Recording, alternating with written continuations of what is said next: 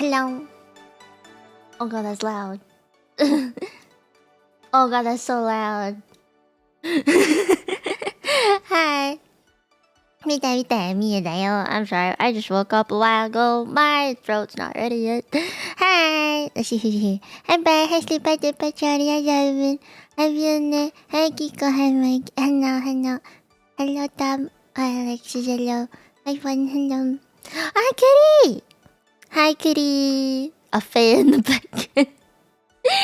I'm glad someone at least knows what this is. I didn't know. I know. This background was my childhood. I took much effort to find it for you guys. It's a necessary thing. This background must be here. If it's not here, it's not. It's just not right. You know. It don't feel right. It has to be. It has to be this one. Okay. Wings Club was my childhood. I really wanted to talk about it one day, because like I feel like in previous streams that I've done, I've always gone into detail about it, but no one ever understands why. Also, let me eat some stuff. I have gummies. I finally have like vitamin gummies, so I'm eating healthy. Dude, my throat is so dead. I've been wanting to record so many things, and I physically cannot do it. Every time I've done it, it just sounds like garbage. So, I'm gonna have to bear with it.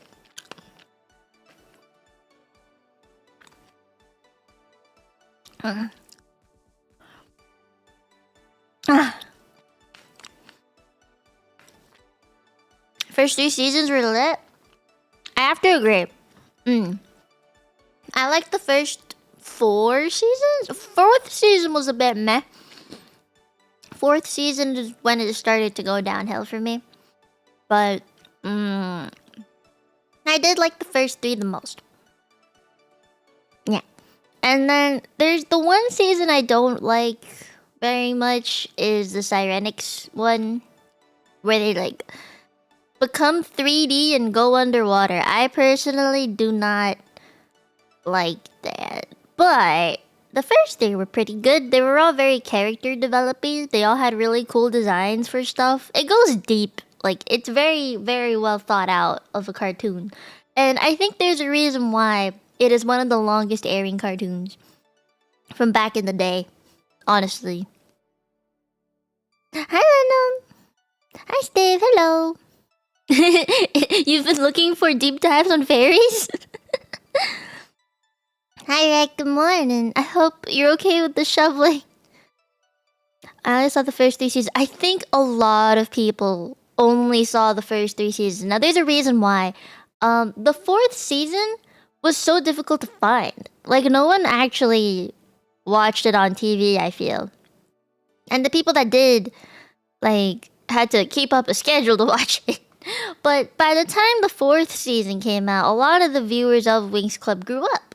And no one actually watched it very much anymore. So, you know, the 4th season, if you guys don't know what the 4th season is, it should be the one where they go to Earth and they try and spread the word that fairies do exist, and then they become Believix fairies. Yeah, I think that's the 4th. The live action movie trailer? Oh no. Oh no, we don't talk about that one. There is another WINX Club thing that came out on Netflix that wasn't the live action. There's actually this other one where they're like celebrities going undercover and they're like solving dreams or whatever. Yeah. Hi, Uptalk. I feel totally Spies and Kim Possible. I was never a big Kim Possible fan, but I definitely was into Totally Spies.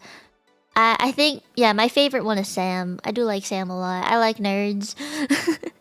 I just thought Clover, I think her name was Clover, the red one, was just a bit too out there for me. And then the yellow one, I forgot her name. She was just so ditzy. I was not having it. Oh my god, my milk tea. I need milk tea. if you hear me like having some throat candies, don't mind me. I'm just trying to survive. Alex, yeah, Alex. They all have pretty easy names to remember, like Sam, Alex. They're not difficult. WINX is a cartoon. Okay, so for this deep dive, would you guys like pictures? Because I'm pretty sure we need pictures. I'm gonna have to like be on the side and show you guys some pictures. I think that's the only way to actually explain everything that happens at WINX Club. Yes, we need to show all the outfits. Okay, out of all the outfits of WINX Club, alright, I have two favorites. Okay? Two favorite sets, I should say. The first favorite set of mine is their winter one. They have this one episode, or maybe two, where they go on a trip to the mountains, like it's winter time, and they all get this like really nice winter outfit ski set. It is so pretty. And then the second outfit that I really like is the Enchantix fairy outfit when they transform and stuff into an Enchantix fairy. That was my favorite. Out of all the other transformations that they have, that one's my favorite. And I think it's my favorite because it looks the most fantastical. Yeah. Like it just looks more stereotypical fairy maybe. Where it's got like the cute butterfly looking wings. And then like they're all sparkly and shit. I think if I had to pick one I didn't like, I would pick Charmix. And Charmix is the very first one they get, and I think that might be why. It's because it's kind of boring. I think after Charmix they go right into Enchantix though. There's no in between. There's after that it's Believix Fairy. And Believix is like the one where they go to Earth and go like, hey, believe in me, which is why it's called Believix. But that one also was pretty cute. I just think they made it too cute. Like freaking Bloom had princess sleeves, like the puffy sleeves. I was like, this is very stereotypical as well, but not in a good way. I thought it was cute though. I do know in the seasons after that there was Sirenix, where they go underwater, and Daphne becomes real again. She's not just the spirit. And then after that, oh fuck, what happened? I do know they go into space. I know they go into space after this. Like they go underwater and then they go into space, which is wild. But there's during the Believix era, there's this thing. They got gifted a thing where they had 3 different outfits that are based off of their Believix ones. One of them is like a crystal kind of vibe. One of them is like a more, you know, tropical jungly vibe. And I forgot the third one. Oh wait, I'm missing an entire thing. They go through this storybook era, kind of like fairy tales era. I don't know if they were Believix fairies for that one. I don't think they were, but that was like a whole thing where like a girl had this book, and whatever monster was in that book, she could make become real, and then they just had to like defeat that. And then the tricks came back. I know the tricks always come back. If you guys don't know who the tricks are, they're like witches. But they come back. Oh god, I want to sneeze. The weather here has been so unbelievable. Underwater or space? Underwater. Space is scary, guys. Space is like empty space, you know? Empty space. When you show employees Italian fashion designers, you expect the outfits to be amazing. You really do. Even their casual outfits are really nice. Season 6, the Legendarium book? Yeah, the book. That's the Legendary. I remember that right now. I remember seeing Flora's little sister for the first time and then having her come back. During that, I was like, oh wow. She older. Okay, so I'm gonna stay on the side. I'm gonna stay on the side over here. I hope that's okay. Because we need room for pictures, right? We need room for pictures. We need visuals. You guys like visuals. I know that. The issue with this is the show was kind of old, right? So it might be difficult to actually find characters. Okay, we're not gonna like watch episodes, right? I just have to explain the stuff that happened and we deep dive in. Okay, we gotta introduce the characters. I remember how they all meet. I can probably explain how they all met. Season 1. Okay, is there a picture of it? Okay, yeah, these are the season 1 characters. Holy shit, you guys are old. These are all WebP files. Ew. Let's see if I can find like the official art for it. The art was so funny back then. Jesus, what the hell happened? Okay, I'm gonna try and find one where they're like more spread out. That way it doesn't get confusing. Season 1. Do you want to see like the actual anime or art of it?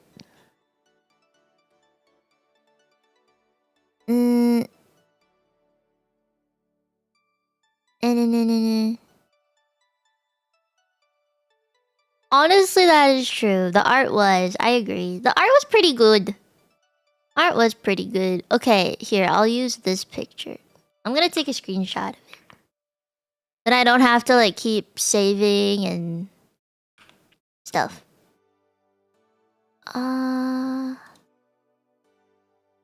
How do I open image? There we go.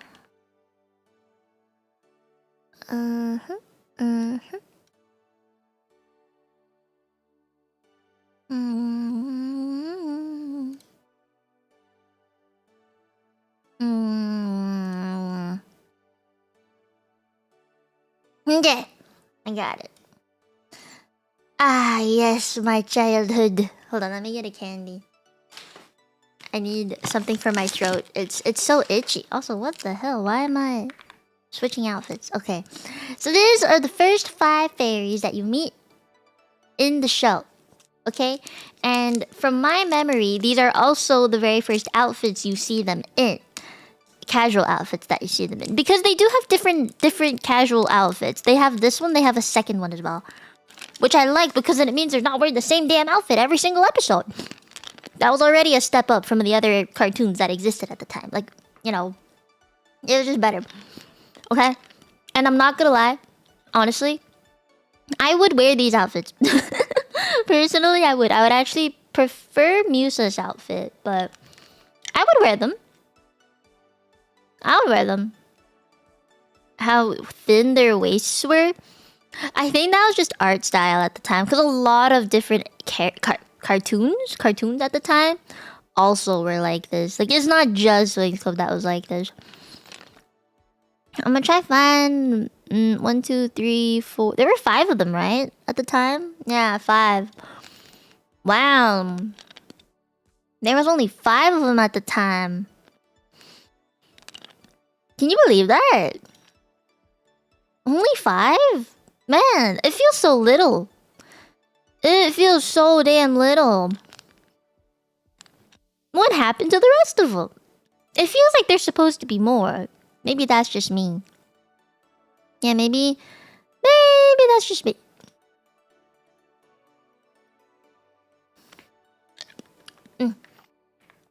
Okay, wait. Let me take another screenshot of thing. It's gonna be very low quality. I just wanted to show this one as well.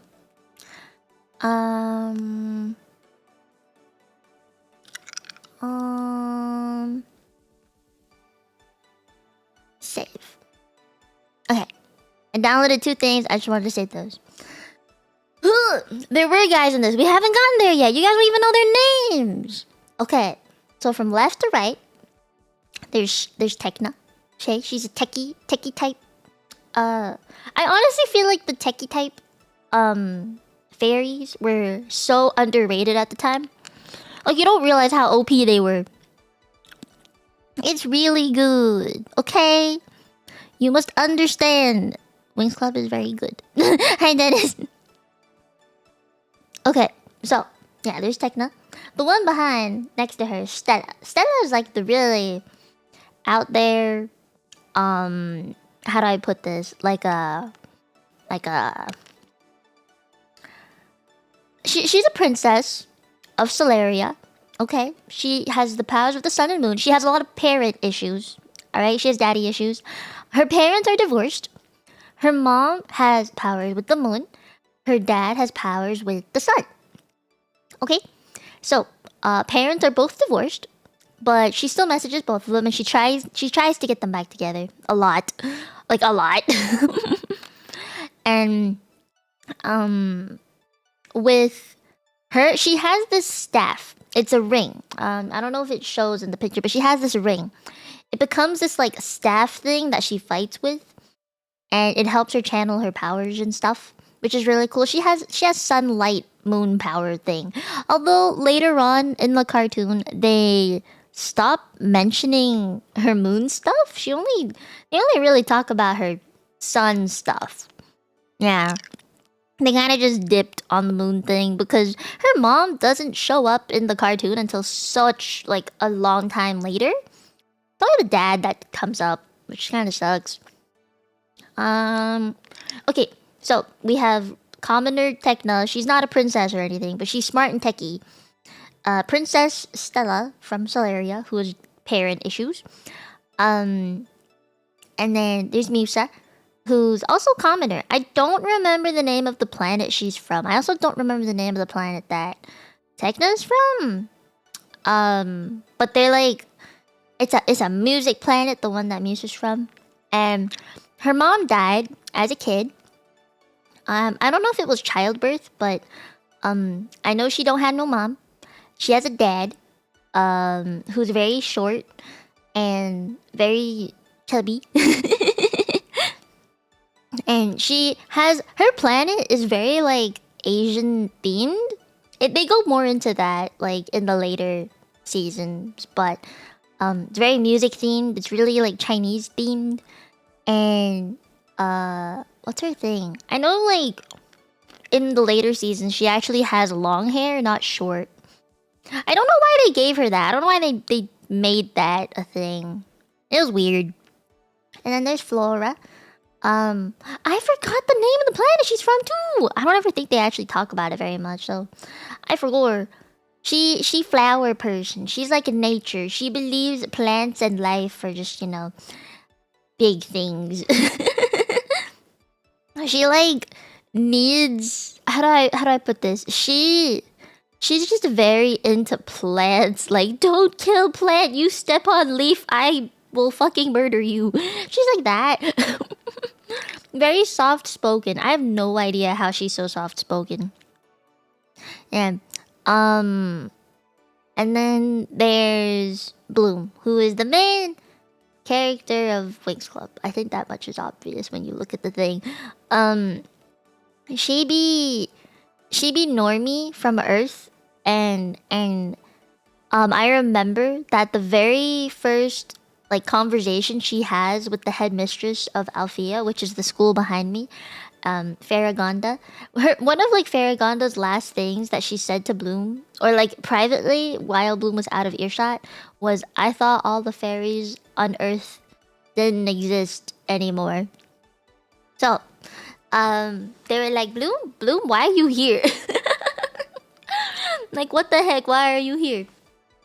And she is fairy from a planet called Domino. Domino dead. Okay, like Domino is dead. It's a dead planet. All the people there died or are frozen and buried in snow.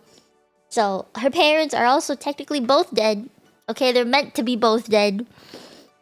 So she has fake adopted parents who didn't, I don't think they even told her that she was adopted, which is so mean. But like, she does find out they're adopted, and she does treat them like real parents, which is really sweet. And then she is from Damina, and she has she eventually does revive her parents in this movie, which is not great. But so she ends up having two sets of parents, which is nice. And her power is like fire, like a dragon fire. So it's not no normal fire, it's a dragon fire. And apparently lots of shit comes with that. Cause it's just complicated. It's really complicated. The WINX Club was real wild, dude.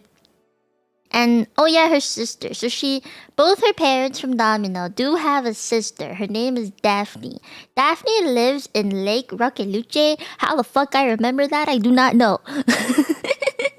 But she lives inside this lake as like a spirit, dude. And she's like floating in there. And every time Bloom is like sad and depressed, she runs to this lake to talk to her sister, who's a gold-looking spirit thing. Okay? Yeah. Her sister looks real powerful. I think she gave her the mask at some... Let me see if I can find a picture of her.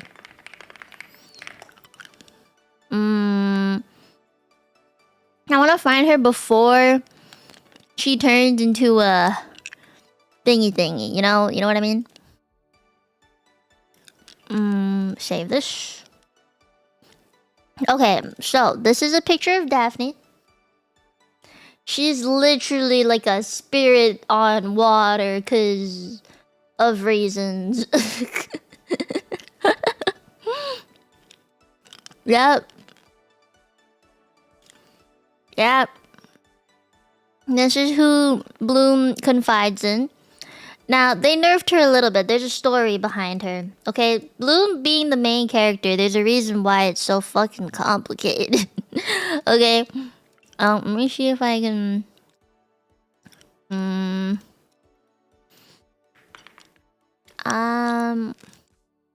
Okay, so...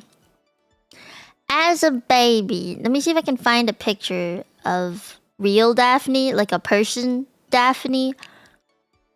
Oh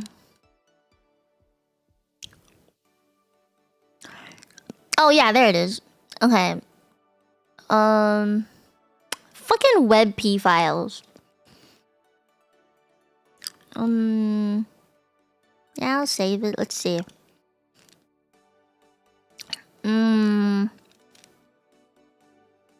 So this is Daphne as a person. Oh crap, not me. Yeah, this is Daphne as a person. So this and this are the same. Somehow this and this are the same. Okay? So those are the peoples. Those are the peoples. And if you want to see the first transformation for fairy form, this is it. Yep. This is it. This is fucking it. I don't know how I feel about it, but this is the very first transformation that they ever did.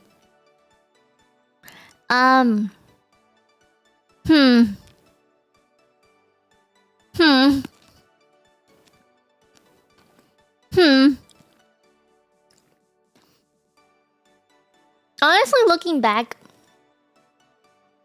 my favorite out of all of them is either Stella or Flora. Yeah, I like Stella or Flora as the most. They do have small wings, but they're all different wings. Like, look at Techna's. It's just like two little antenna-looking things. At least they were different, you know? But this is like their stage 1 fairy. They're not a full fairy yet. Yeah. Outfits get better later. So much better. We're still on season 1. We haven't even started the story yet. Okay. So. In season 1. I think season 2 is Charmix. And season 3 is Enchantix. But I could be wrong. Let me say. Season 1 starts with Stella finding... Wait, Bloom finding Stella on Earth. Okay? Bloom finds Stella. Stella's fighting a thing. Bloom saves her by firing this ball of fire that she didn't know she could do. And then, you know, they go back to Bloom's house. And Bloom is like, oh shit, I'm a fairy. And then Stella's like, you should come with me to Althea, which is the school behind me, because it's a school for fairies, and they teach you how to like use your powers and shit. So Stella's like, you should come with me, but then Bloom is like, but I'll go school here. And in the end, Bloom like, you know, I think, okay, so monsters that come for Stella because she a princess go and attack the parents, which is wild. So Stella saves them. And then the parents are like, oh shit, you fairy, we go and let you go to Althea.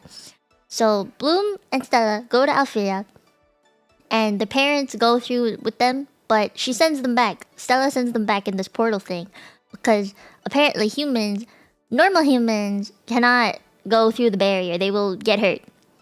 So, Bloom and Stella go into school, and Bloom goes under this like fake name thing, but they get caught. I think they get caught, and then yeah, Bloom tries to go by this other fake name, but like it didn't work out. They get caught real early. Like in the first episode, I think they get caught, and then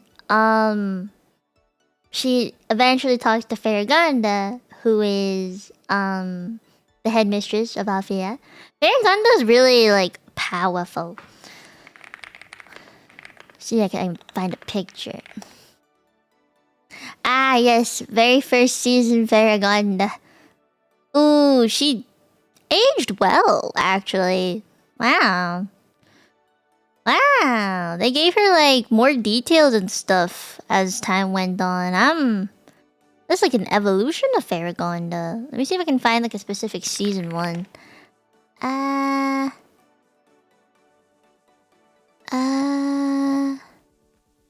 This is kind of it, but not exactly. Let me see.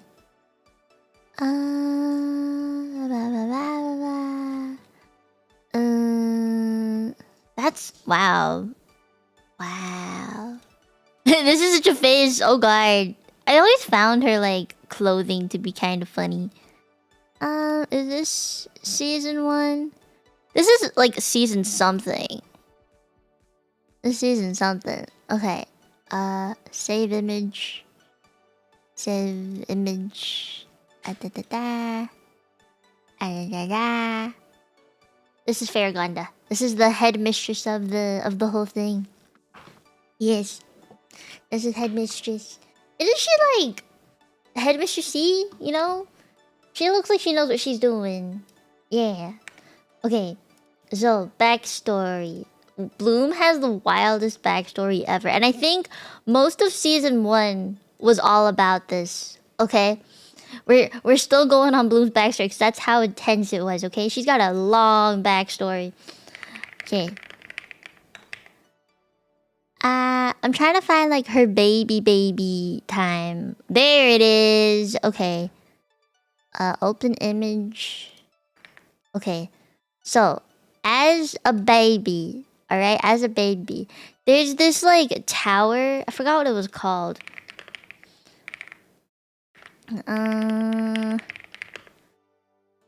Let's see, what was it called? Cloud Tower. Yeah, Cloud Tower. There's this thing called Cloud Tower, and it's really wild, okay? It's a big, scary-ass place, bro. It's a scary-ass place. No one wants to go there. It's the school for witches now, but I think, back in the day, Daphne was, like, trying to save Bloom from, these 3 witches, and she does succeed, but she dies in the process, which sucks. This is like a not really dies, but like doesn't do great. Yeah, okay. See this is baby Bloom. This is baby Bloom. And so Daphne is like running away from like 3 witches, and Bloom is like a baby. Daphne tries to save her. Bloom goes through this portal thing. The witches get Daphne, and Bloom is like, ah, fuck. You killed my sister. And then there's like 3 witches called? The tricks that come out afterwards, which are the descendants of those 3 witches. See, I can find them. Their designs are fucking wild. I always wondered if people actually put on makeup like this. Okay, so let's see if I can find image. Save this, and they have like a casual outfit as well. Let's see if I can find that one too, cause it kind of shows their personalities a bit. Okay, I found them. Okay, yeah, so Daphne here trying to save them.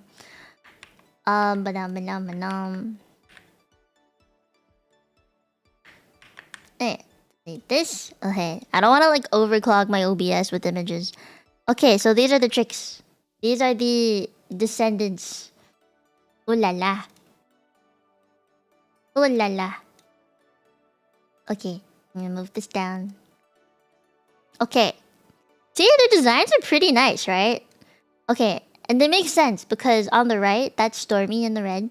Icy is the one in blue. And then purple is Darcy. And there's a D and an I and an S. So, they, you know, it was named correctly. Which I thought was really funny. Yeah. Isn't that wild? I think that's pretty wild. Plus, their like casual outfits were also really nice. I thought they were cool. I like Darcy's the most, personally. I think after Darcy, it would have been Icy's that I liked. Yeah. Yeah. You see, like, in their casual outfit, they don't really have as much eyeliner or eyeshadow. And then in this one, it's like they have eyeshadow going down to their cheeks. You know? They made some effort there. Yeah. So, Bloom goes and tries to, like, figure out her birthplace and everything, like what the hell happened to her as a kid. And she goes to Cloud Tower and she sneaks into the basement and she talks to like the spirits of these 3 ancestors who are dead now, and they're the ones that tried to kill her or whatever. And they trick her and tell her that she is their descendant, that she is a witch. And she's not a real fairy. And then she goes through some existential crisis. Because they're trying to make her believe like she was their descendant, not like a fairy. And it was fucking wild, dude. It's a very striking look. Stormy was really annoying. I thought Darcy was smart. Icy was just a leader, you know? Yeah, there was so much gaslighting. Yeah, there was so much gaslighting. But then, here, I'll find... Oh, I gotta talk about the specialists, too. Okay, so obviously this is all fine, right? This is all fine. Specialists. Let's see if I remember all their names. I'm actually not 100% sure if I will remember all their names, but I'm gonna fucking try. Okay, season 1. There's only like 4 of them in season 1, I think. Or 5? No, there's 5 of them. There we go. Okay, this might not be the best picture, but no one really has any other pictures out there of them, so this is unfortunate. But, we'll make do. Okay, we'll make do. Okay. Oh god, that's a huge picture. Okay, I need to show these 2 together. And then also a picture of the WINX with them. But, okay. So, man, I need like a cursor of some sort. Do I have a cursor on me? I don't know if I have it on this screen specifically. We have to talk about the boyfriends, yes. Is it here? Where did I save my... Where did I save my stuff? Okay, my drive.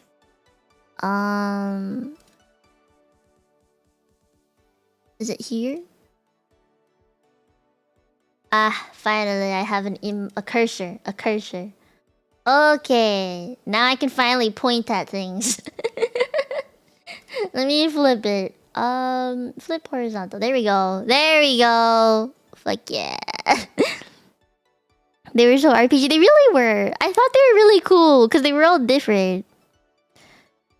Yeah, Riven had a pretty. Okay, so wait, I need a picture of the fairies again. Otherwise, the WINX club. Otherwise, this is not gonna make any fucking sense. Let me replace this picture with this one.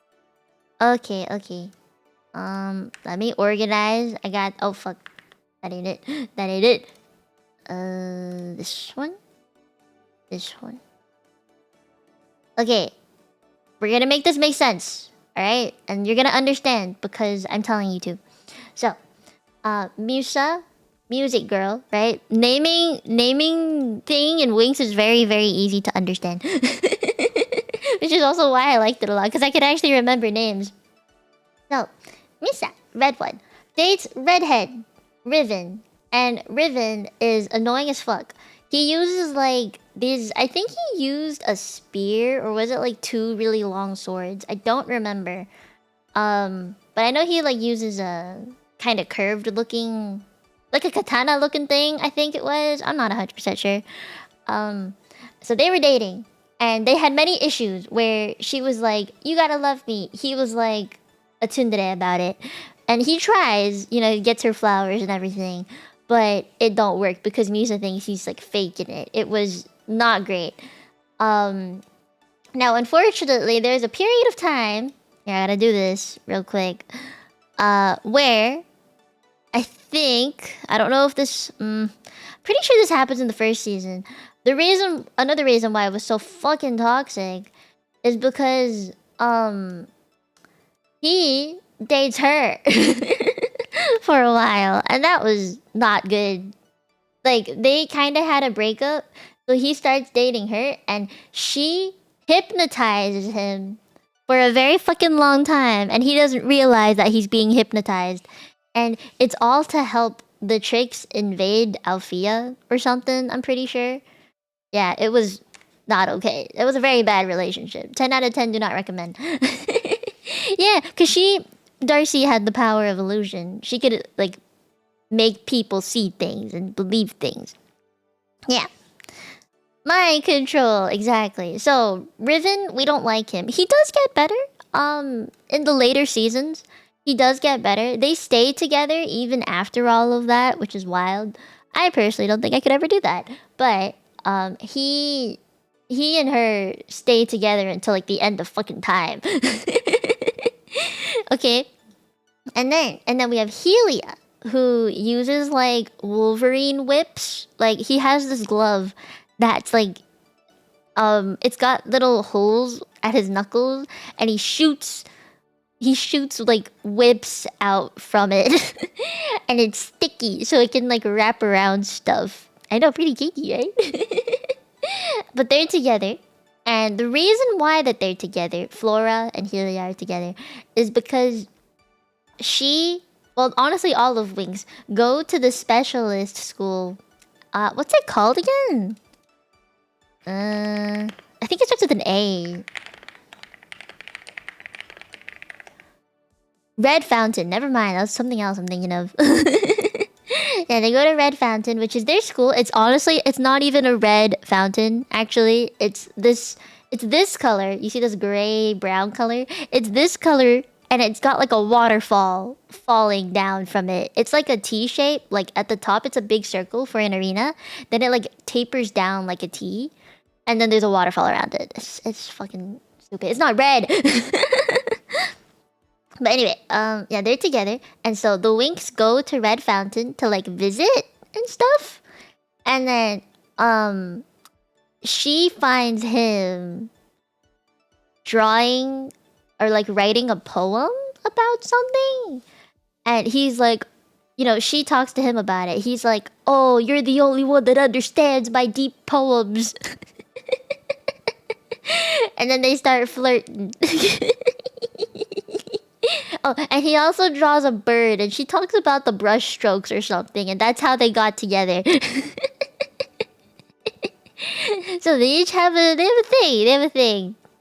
Right at the beginning of the show, Stella and Sky were together. His real name's Brandon. Okay, so this is another backstory. This guy's name is Sky. This guy's name is Brandon.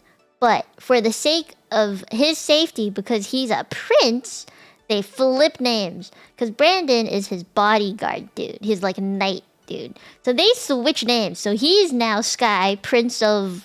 where? Forgot. Where? What is he a prince of? Heraklion, that's what it was. Prince of Heraklion. I don't even know what that place is. I just know it's a planet. By the way, when I say prince of something, it's not a country, it's a planet. Like, it's a whole ass planet. Yeah. So in the first season, they flip names. Okay, so Brandon, and Sky the prince. This is now Prince Sky. This is now Brandon, his protector. Okay? So Stella thinks she's the princess of Solaria. She thinks she's dating the prince of Heraklion. Okay? In the very first season, they're already together. I do not know how, but they're together. And Bloom eventually starts flirting with Brandon. And at the end, maybe like in the middle of the first season, they find out that their names are not it, like they're flipped. And then Brandon goes like, "Well, you still love me, Stella?" And she goes like, "Of course I will." And then, you know, she's just like, "Ah, shit, I'm dating a fucking prince."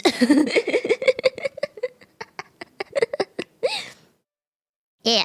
And then Tekna and Timmy, they're together. You can tell they're kind of nerdy together. He's like the tech guy. So Brandon has like a big claymore looking sword. Sky has like a thinner sword. Timmy has a gun. He's got a fucking gun. Okay? And it's like, it goes tiny, tiny pew pew. She and his... Oh, he has a... I think Sky also has a boomerang? Yeah, a boomerang. Yeah, so Tekna and Timmy get together because they're nerds. Together. Yes, okay.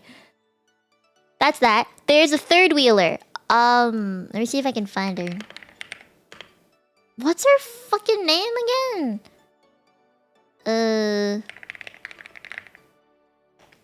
What's her name? Diaspro. That's what it was.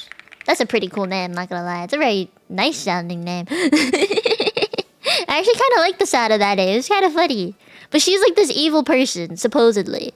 She's meant to be evil, but she's not. She's just very in love with Sky and very upset that Sky didn't fall in love with her and starts dating this nobody that's not even a princess. So, yeah. Well, not that they knew at the time. So, this is her. This is Diaspora.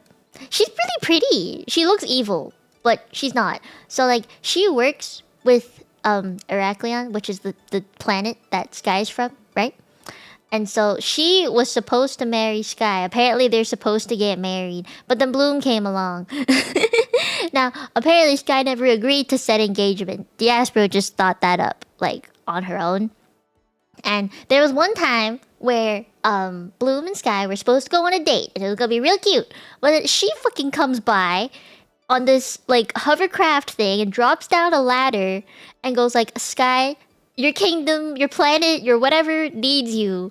And he's like, "Ah, shit, I can't ignore that." So Bloom just stares at him, go up in a ladder to be with her. And she's like, "Hey, hey, hey." And she's like, "Ah, shit." Is she the one that blew their cover? No. It blew their cover because they went to, I think they went to Heraklion. Yeah, all of them went to Heraklion to celebrate something. I forgot. It's probably the forehead. Do be a big forehead. She has a fairy form too, by the way. I don't know if you guys knew that, but she does have a fairy form as well, and it's quite pretty. There. Yeah, this is her fairy form. Yeah, evil looking fairy. Yeah, it's really pretty though. I like that she was given different wings than like this, you know. So pretty cool. I don't like her. She doesn't get any better. Like, even in the later seasons, she doesn't get any better, which is stupid. Okay, so that was season 1, where all of them somehow get together, okay, and they find their fairiness, and they like do joint stuff together. Can I show you guys something? This is just me wanting to show you guys on my part.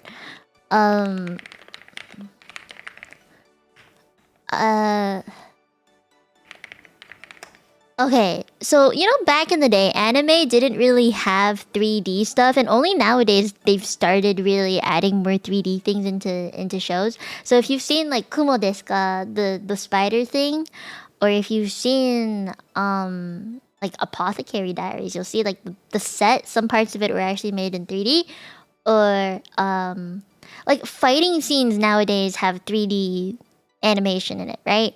Now you can see here there already is 3D animation for this entire show, right? And that's what I really liked about it, is that they had the 3D stuff. Now, there's even more 3D things that they included, which I thought was pretty cool. I don't think you can really tell at first sight.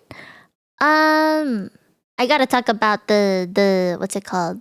I gotta talk about the evil people as well, because of course this is not all just fancy, you know, love story shit. There's like fighting nights going on too. Okay, so this is the hovercraft. I want to see if I can.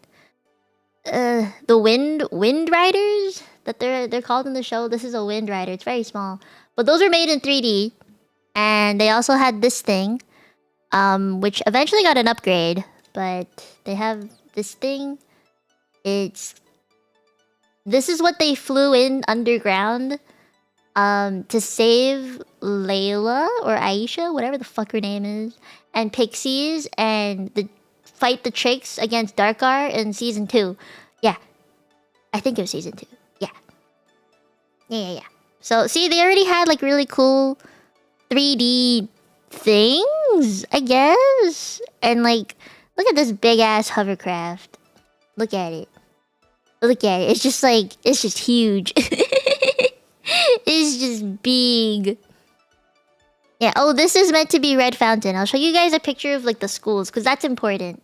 So this is Red Fountain. Oh god, why is it so big? This is Red Fountain. This is the school. This is their school. Yeah. This is their school. Okay, this is Red Fountain. Then there's, let's see. The witch school looks like these. I think this might be a better picture. Yes, this is Cloud Tower. This is the witch school. Very 3D-y, right? Like this is all made in 3D. And there's like scenes where there's look like a drone kind of scene where it spins in a circle around the entire tower. It's really cool. Yeah.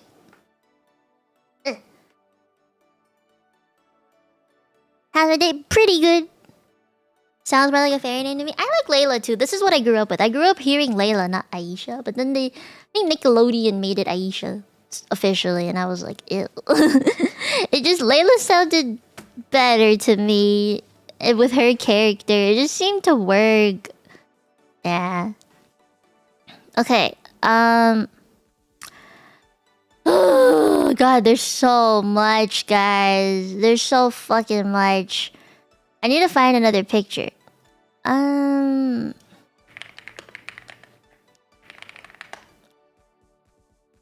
Okay, so you guys remember Farragon? There's another headmistress. There's a headmistress of Cloud Tower, and she looks kind of creepy.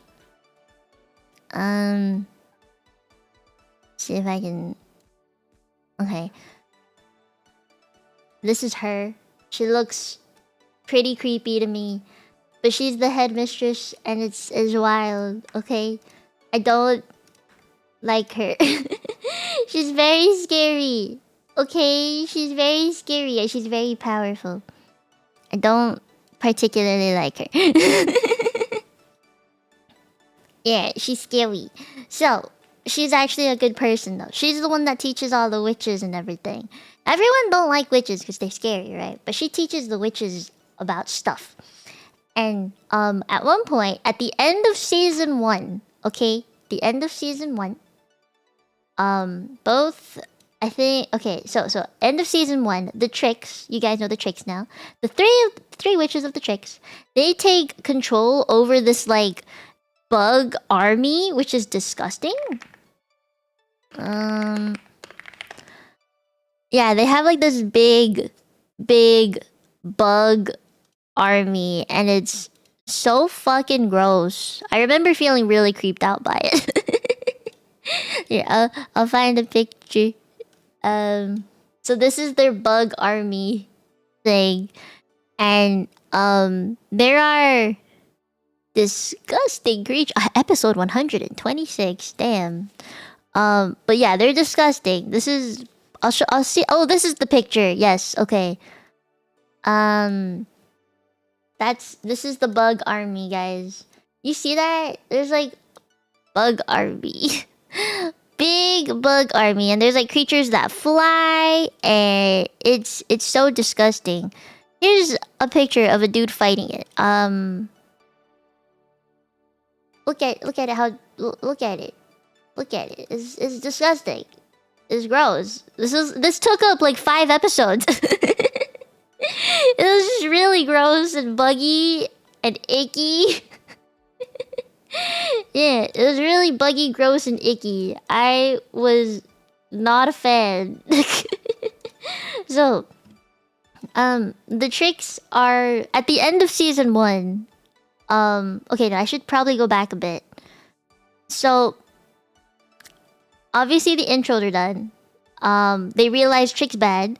They start the fairies start dating their specialists, which are the dudes, right? They start dating, and then they realize, okay, Bloom goes to try and find her past and history.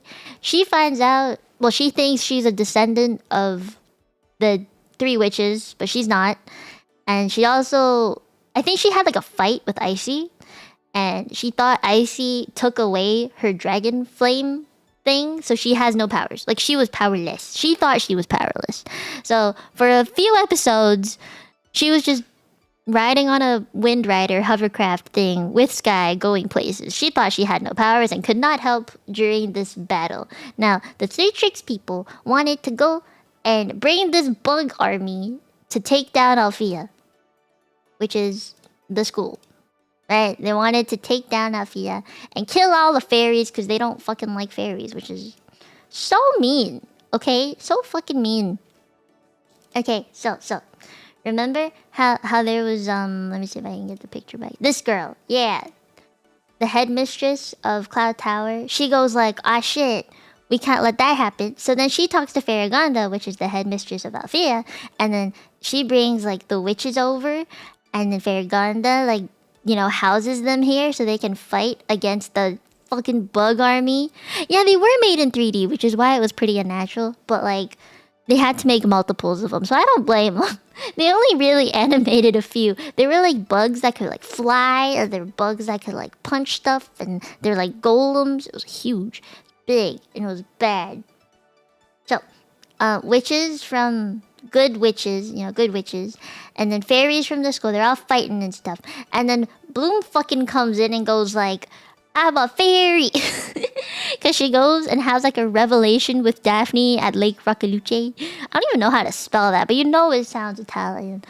And then they like, she goes like, oh, I still have fairy power. Then she comes back and saves the day with her dragon thing. Yeah, so that's season 1. And then the Tricks, the 3 of them, they get put into a rehabilitative planet. Yeah, they get put into a planet. Let's see if I can find it. In rehab. I want to find them in rehab. They have like a very specific outfit that they wear.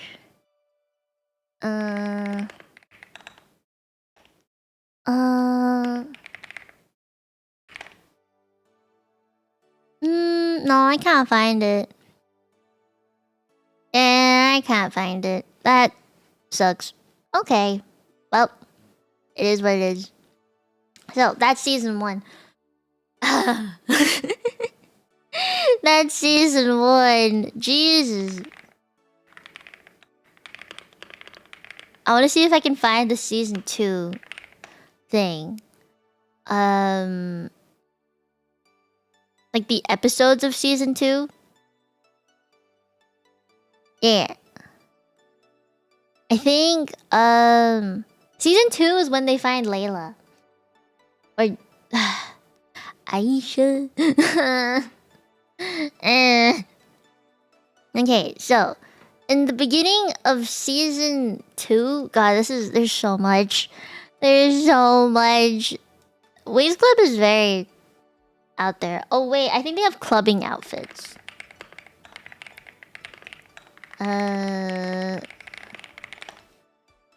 They have clubbing outfits. Yeah, they do. Okay. Oh god. So there was one time they snuck back to Earth, and these are their outfits. Oh god, it's really blurry, but look at them. Look at them. It's so pretty.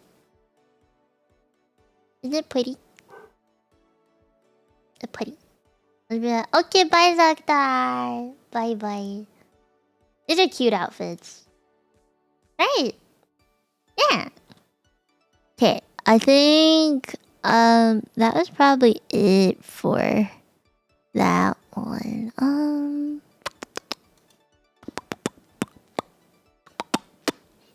Let me see if I can find more. No, I can't really find any right now without spoiling stuff. Okay, so season 1, blah blah blah blah. Okay, season 2. This gets fucking wild. It gets more intense. Okay, I'm gonna like bring back these screenshots real quick and then replace them with like other pictures, okay? Because the winks don't really show. I mean, the tricks don't show up for a while. So I'm gonna replace these images, okay? Season 2. Okay.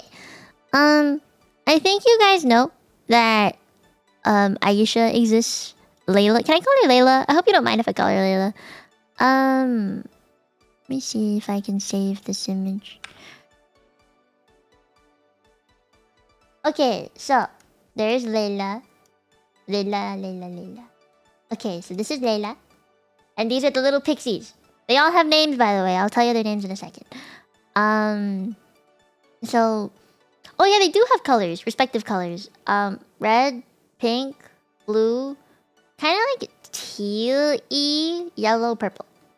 Yeah. Yeah. Or like... She kind of becomes more green-ish, but... And she kind of becomes more purple. It's a really weird mix with them, honestly. Yeah, it's okay. I need like a picture of Darkar. Okay, look at this ugly thing. Let me bring that in. Look at him. Disgusting. Okay, I need a picture of the chicks real quick. So, Darkar dude kidnapped the pixies. Okay, Darkar dude, he kidnapped Layla, this girl right here, and all the pixies that you see here. She tried to save them, but ended up getting kidnapped too from Pixie Village. And so he kidnapped them. Okay?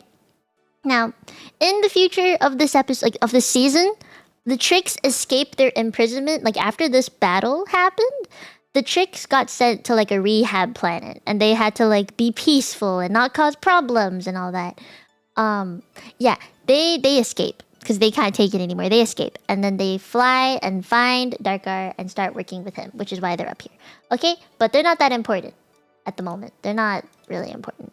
Okay, this is important though.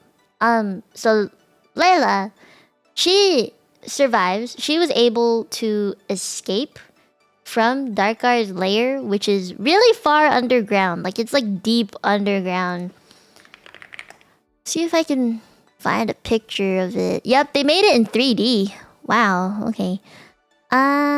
Save image as... Okay, so this is his lair underground that they have to go to. It's where Layla was being kept somewhere in here. And with the pixies, and they were surrounded by this barrier thing. Yeah, his castle is pretty cool, but it's underground and it's kind of must be like musky or something. So, Layla finds Althea. She like literally walks on this path right here and passes out right here in front of the school. And then Bloom finds her passed out and takes her into like the infirmary in the school. And then they find out that like the pixies were taken, and so Bloom, Layla, I think Tekna, they go and try and save the pixies from Darkar with the specialists. Like Sky, Brandon, Timmy, they go and try and save them. Yes.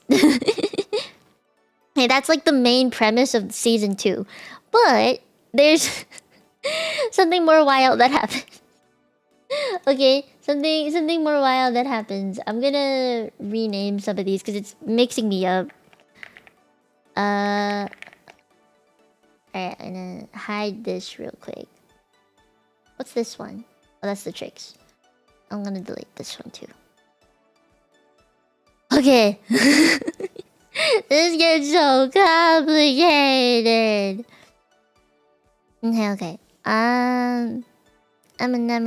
Yeah, so they go down into the thingy. Ooh, what's that place called? What's that fucking place called? There's like these underground people. Yeah. I'm trying to explain the underground people, and I don't think I'm doing it very well. Open image, new tab. Oh, this is so fucking tiny. I don't think this is it. I don't think this is it. Okay, yeah, maybe this is it. Open image. Save image. Okay. So, these are the underground peoples. And I need a picture of the specialists again. This is some fucking triangle. Okay, it's important. Okay, I can hide these people. Alright. This is a very important part of the entire season. Okay, so you have underground people, right? And the WINX try and go down to Darkar and save pixies, right? Right? So some of the specialists tag along. On the way, Stella and Brandon get split off from everybody. They get split. So then they're in this underground area and they find the underground people.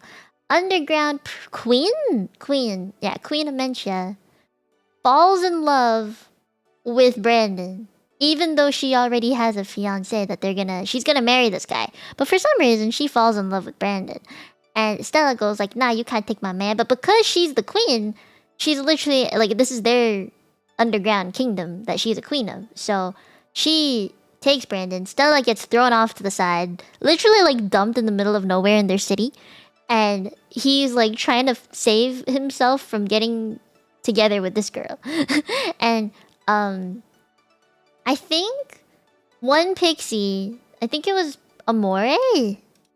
Yeah, I think it was Amore. She was there. Yeah, she was there. And she meets this guy and gives him like a flower that smells like something. And he gives those set of roses to Queen Amentia. And because she's a pixie of love, so she's like, "Oh no, tragic story. Here, have this flower. Get your love back." So she smells roses, comes back to her senses, and was like, "Oh, my true love is this guy. Who are you, you ugly ass human?" So then, obviously they're set free and he doesn't have to marry her anymore. But that was like a good 2 episodes worth of content that had nothing to do with Darkar and saving pixies, which is wild. And then, they go... What else happens? I'm trying to remember. I think they just save the pixies in the end, to be honest. Like, they break the curse, save Pixie, tada. And then... they... Fuck, what else happens? I'm trying to remember. Oh, right. Okay. At the end of the season, they try and get their Charmix powers. So we can remove all of this again. I mean, there's a lot of pictures. They try and get their Charmix powers. And like they do it by going into this like what do you call it? They enter this really funky island where they can't use magic. Like it just stops them. They're not allowed.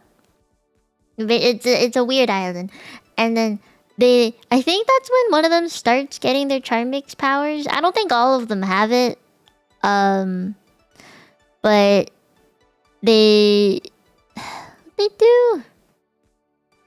I know they have to fight without their powers for a while, but they do get their Charmix eventually. I don't really remember how they first got it. I'm gonna look that up.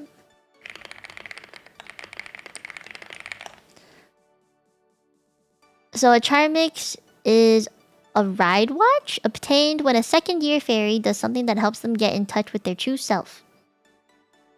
What? Huh. There's no existing class for it, so they had to be taught? Wow.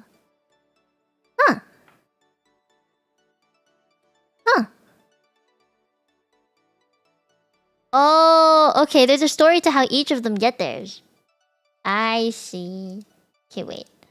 No, that's old dude. That's... What's this one? Okay, no, that's not it.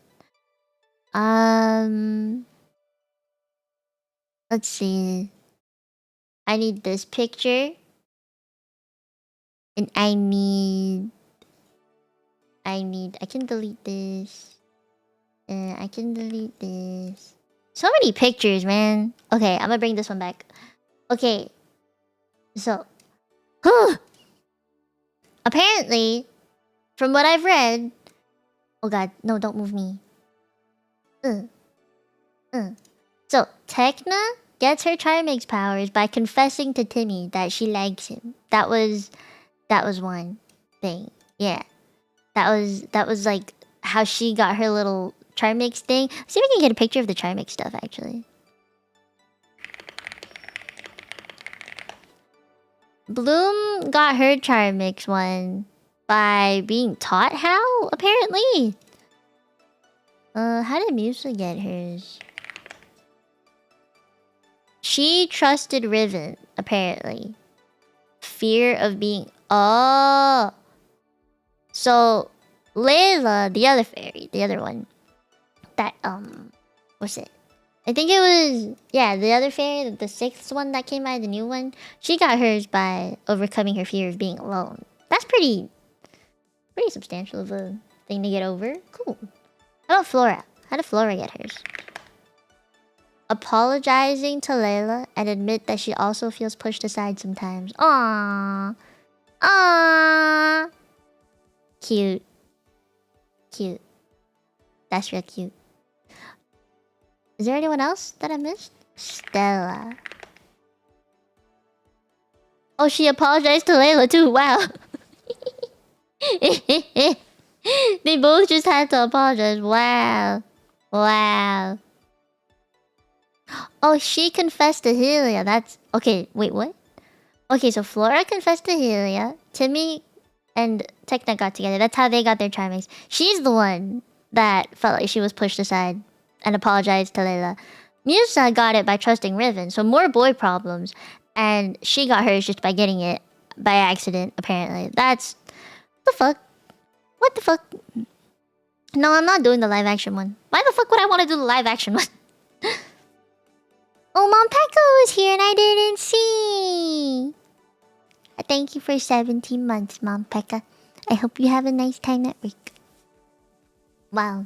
Second season had a lot more stuff in it than I thought. Damn. Holy shit. This is wild. Oh.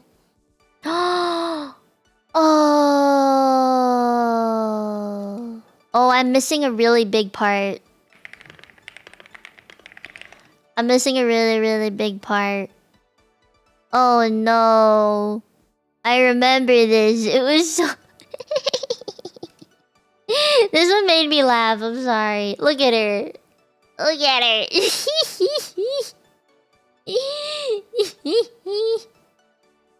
Oh wow.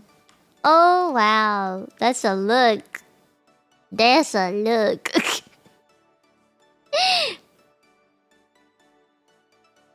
Label the pictures and stuff? No. I just been talking about it. I guess I labeled them like for myself, but not on stream. I was gonna timestamp it, if anything. Okay, so look at this shit. Look at this shit. So there was a part where she was in Althea doing something. I forgot exactly what. But Darkar kidnaps Bloom. Bloom become bad. She went through an emo phase, like a really bad emo phase. Yeah, I remember this, and as a kid, I was like, ah shit, that's bad. But like, I mean, the outfit is cool. She became shiny. She became really shiny. Okay, Dennis. But yeah, he takes her. They fight Bloom because she's real powerful. And then there's like a part where Sky, the boyfie, you remember the boyfie?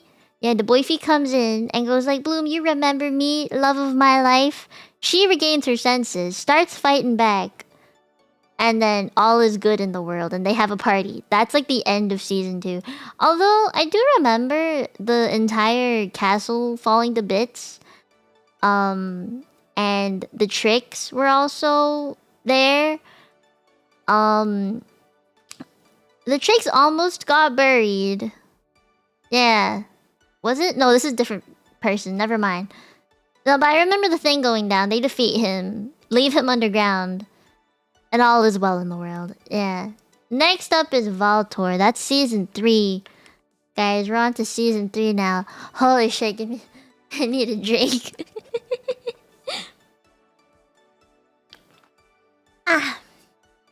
I'm like skipping a little bit, but hopefully not too much.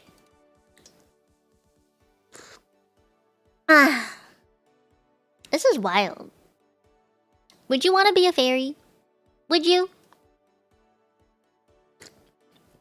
Honestly, I think I would. I think it'd be pretty fun. I want to see if I can find all of their Charmix things, which is really cute. Like, they have really cute Charmix things. Because all of them have, like, a different design? Yeah. I want to see if I can open it up. Because, yeah, all of them are different! Okay, look at it. Look at it. Aren't they all cute? Like, Musa has a little, it's like a music Walkman? Is that what they're called? And then, I don't really know what hers is. Hers looks like the moon and the sun together. Like, it's an orange moon thing, sun. Hers is just cute. It's like fluffy. It's just a fluffy pink heart. Hers is a bag. Look how cute that is. It's a rose bag because she flower. And then hers is some techno looking shit. Yeah. Isn't it cool? Like, they each have their own thing. I think hers was like a speedometer or something. Pedometer? Because she's like a workout kind of girl. Dancer? Dancer. Yeah. DVD player. Exactly. So they all have things that match them. I don't know why hers is a pink heart, honestly. Like, it does not match her in any way, in my opinion. I didn't like hers the most. My favorite one was probably Musa's and Flora's, just because hers was different in the way that it's a bag. Hers is, like, useful, you know? Yeah, that's why I like theirs. Okay, let me put a little text box up. Here, I'll type in season 3, okay? Will that help? Oh no, why is it so light? There we go. Thick.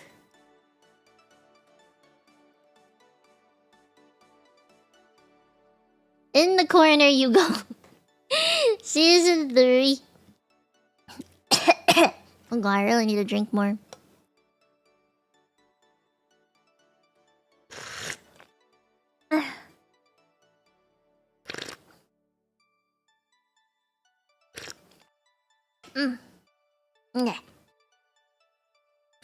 Season 3.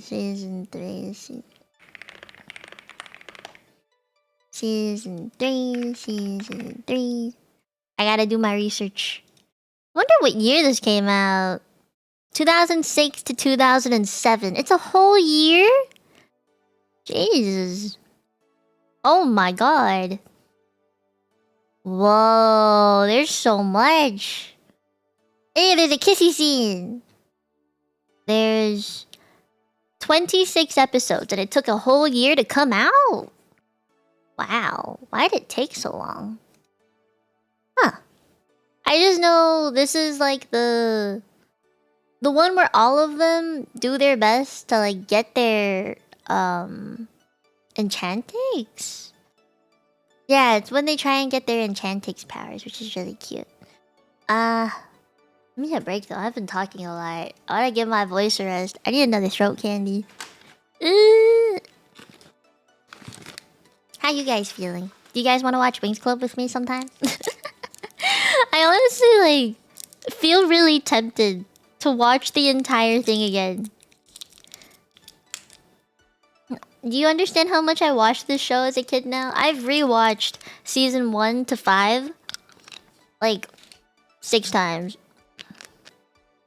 The silly vampire villain, yeah, Valtor. I remember him the most, honestly. I remember how he dies. I remember why he dies. And I remember all the little, like, journeys they have to go on. For the style. Yeah, I think it'd be pretty good. Yeah, he dies. Well, he doesn't die. He, like, comes back. They all come back. We think he's dead, then he's actually not. Yeah. It's... There's like many different little loops that they have to go through. Because Valtor is a little shit.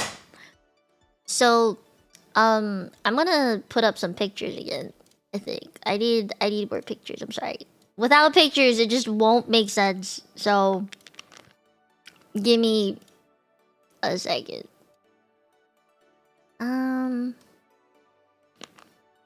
Okay. I'm gonna clear out some of the pictures that I don't need anymore. So Darkar's gone. We don't care about him. The tricks, you guys know. I can delete this picture. Delete this picture, this picture. Okay, I'm gonna get some updated pictures. Okay, we're gonna get some updated looks because this is kind of outdated. Okay. Let me Google.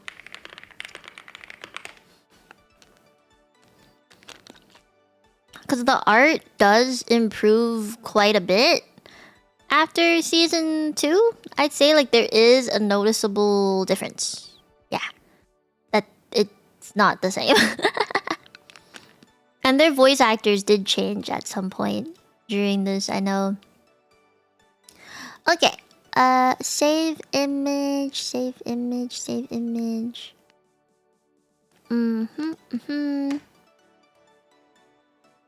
Okay. So this is the wigs in the 3rd season. Yes, Musa has long hair now. It's weird. There. And I need...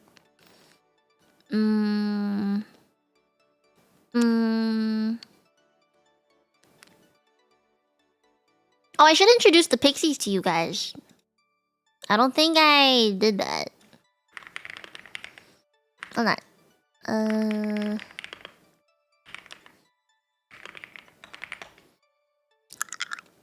Okay. And the bam. And the bam. There's Digit, there's Toon, there's Chata, there's Amore. Okay, yeah, I gotta name them for you because they're pretty cute and I think it's important. This blah blah blah. Okay, so this tiny one over here is Digit, that's Tekna's. This fancy looking one is named Toon, which is Musa's. This one with the 2 thingies, you would think that it's Stella's, but it's actually Flora's. Yeah, This is Flora's. Her name's Chada. Then Amore is Stella's pixie. And then we have Piff, which is Layla's pixie, but she's not in the picture. And she's like this little baby. Like a little baby pixie. See if I can save this. There's a baby pixie. She's very small. She like sleeps all the time. She's a sleeping pixie. Yeah, because she has nightmares a lot, so Piff gets rid of the nightmares. You know how Stella is like really into love? She's a very big romantic person with Brandon, so that's why Amore. Chada and Flora are, you know, they're paired up because Flora is really soft spoken. Chada like is such a loud, bright pixie. Apparently she like gives her confidence to speak up more. Toon being like really clean and prim and proper. Musa is not that kind of person. She's like messy, but musical, you know, very free. So she like keeps her in check. There's Digit. I think that makes sense. Digit like loves gaming and stuff, which is why they're together. Bloom's pixie is called Locket. Let's see if I can find it. Yeah, Locket. To be fully honest, I'm not sure why they are paired up to each other. I have like zero understanding of why Locket is Bloom's pixie. I just know she like opens doors and locks. That's it. Like that's all I know. I do not understand her significance. To be fully honest, I don't think she has any. Names are so on the nose, right? Darkrai is the boring villain. I think season 3 was more interesting because they had more stuff. Like more stuff happened. I mean, okay.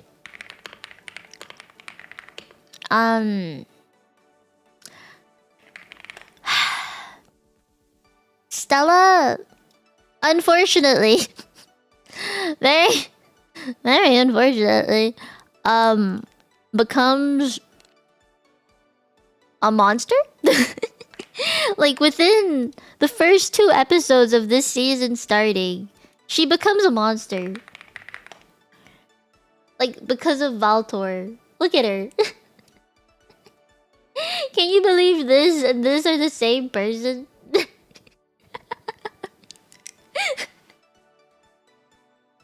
The WINX saga? Maybe. If we get there, I don't know. Depends on how much time I have. Like, look at the... There's a story. Okay, I'm gonna tell you the story, okay? First episode of season 3. Stella gets an invite from her dad, King of Solaria. And apparently Stella's father is going to throw her a ball. Okay? And she's like, I want to wear the nicest outfit. So she finds this dress. Originally, there's this other girl that comes in the picture. I forgot her name. It starts with a C. Chimera? Yeah, Chimera. And Cassandra. Yeah, fucking Cassandra. We don't like Cassandra. I'm gonna find a picture of them.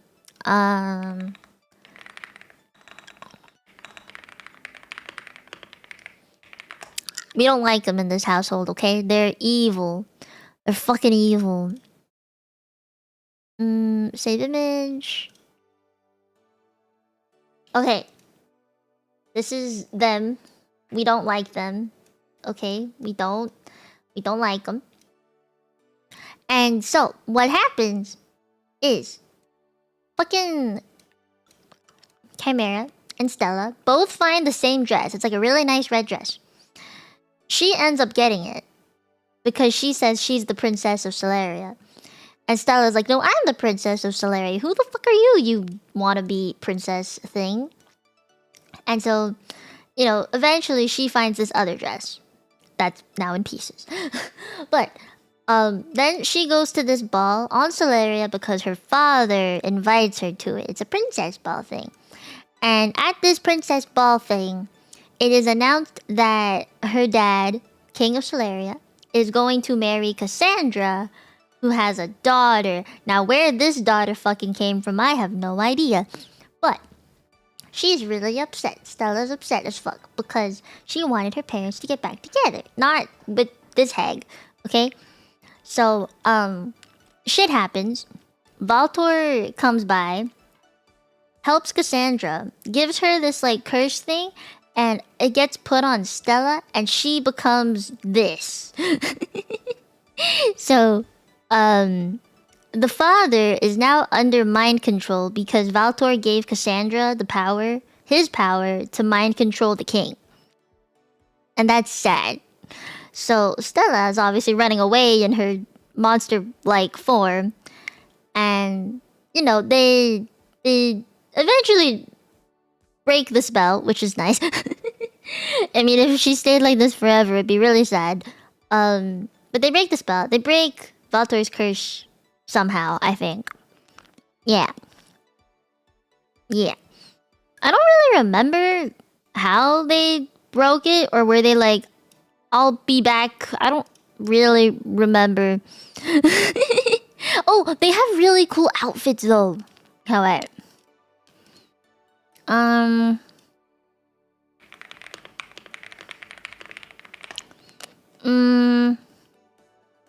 Let me see if I can find it. I only found one.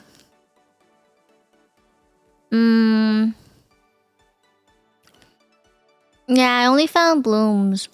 But you can imagine they all look really good. Like, look at it. Oh, fuck. Where'd it go? I look at it. It's a really cool techie outfit. And they all look really cool. It's not fair. They basically act as if they're wind riders. Like circus wind riders. To infiltrate the party because apparently she was... Like the entire group was shut out from the party. But yeah, that's how that happened. Let me think. What happened after that?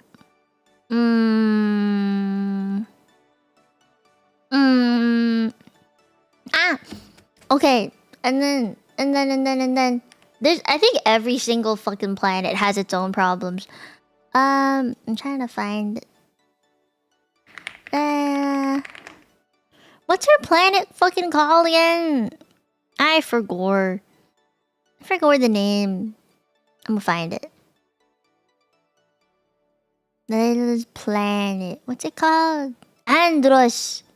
Yeah, Andros. Andros is a really funky name. Andros. Okay, I need to find a picture of the Omega Dimension. Omega Dimension! You guys like Omegas? I do. Omega Dimension! Okay. So, this gets intense.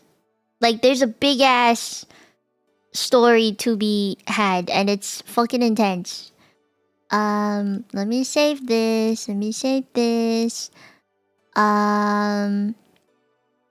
I think I have all the pictures I need. Just in case, I'm gonna save one more. Okay. Outside of... Hiya. Okay, so the Omega Dimension is this. It's a cold, barren place, and this is where... This is an Andros. Andros is... Okay, so... Layla is princess. Okay, she princess of Andros. Andros has this Omega Dimension in it. And it's basically an ice-cold prison for the worst criminals in the entire fairy universe. So, they get frozen into, like, blocks of ice and then dumped here. Obviously, some of them break out of their ice. So, it's like a, you know, community of bad people together. Which is not great. It's not. And on the outside, this is what it looks like. This is an Andros. Andros is a place of much water. Okay, there's much water. And, there's this big bad thing of, like, power coming out of it. That means the gate's open and they gotta close it. But unfortunately, to close it, they have to sacrifice a person. And that person ended up being Tekna, which I thought was fucking wild. I would have thought it'd be Layla. But Tekna sacrifices herself. She, like, pushes this, like, thing down. And it ends up looking like this. And there's like a whole few minutes where everyone is like slamming at the circle here. being like Tekna, because she's like in the Omega dimension. She's like down here, and it's like sealed up. They can't go in. Like it gone. It went from this to this. It just went from like going spiraling upwards to like spiraling downwards. They sealed it up. So Tekna, we all thought Tekna was dead. And they spent like a good few episodes just mourning Tekna. Yeah. Like it was sad, bro. Everyone cried. We all thought Tekna was dead. He really did. It was wild, okay? So, Timmy, you guys know Timmy. Timmy is Tekna's boyfriend, right? Timmy was like, "No, she's not gone. She's not dead. I can't believe that. No." And he was just in like big ass denial. So, what ended up happening was Timmy, the boyfie, made a device. It was basically a radio signal to see if he could find Tekna down in the Omega dimension. And apparently Tekna also made some sort of radio device thing. And they were able to communicate with each other, which is how they found her again. So that was good. She's not actually dead. She's not actually dead. But she was gone for like a good 4 episodes or something. Yeah, we all thought she was dead. But in the end, they got their Enchantix powers in the midst of all that. I know, so she gets cursed and is blind for half the season. But then she saves Andros somehow, and she gets her Enchantix powers and cures her blindness with fairy dust. Flora... Wait, no. So Tekna gets her... This I'm trying to go in order. So she gets hers first. And then Tekna gets hers by saving Andros and going down into the Omega Dimension by sacrificing herself. Because if she didn't, the entire planet would collapse. And so, yeah, that happened. And then after that, I think it's Stella. Yeah, Stella. No. Is it Stella? Yes, it's Stella. So, Stella saves her dad from death. Possible death? Yeah, there was like a big chaotic thing that happened. She saves them from that.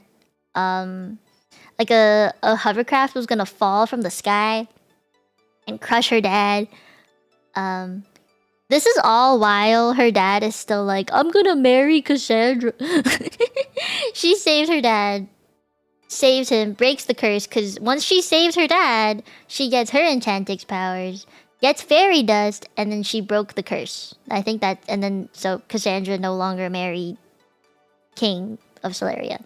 So, you know, she's happy again. And then, Flora gets hers, I believe. They go to a place called Lymphea, which is where she's from, and she saves her sister from drowning in a pool of tears.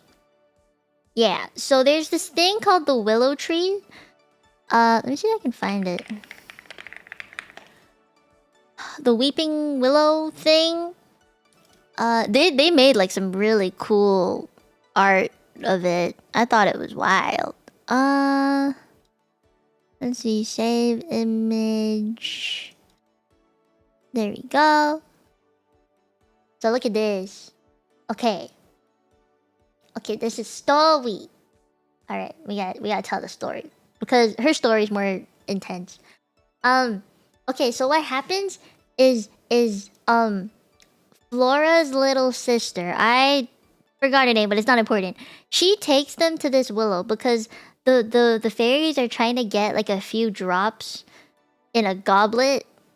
Or like not even a few drops, like a freaking goblet. It looks like a teapot. They're trying to gather the tears from the willow. And if they touch it, this water flows in reverse. So it like, you know, it reverses time, apparently. And if you touch it, you become a kid, basically. So what happens is her little sister falls into the thing.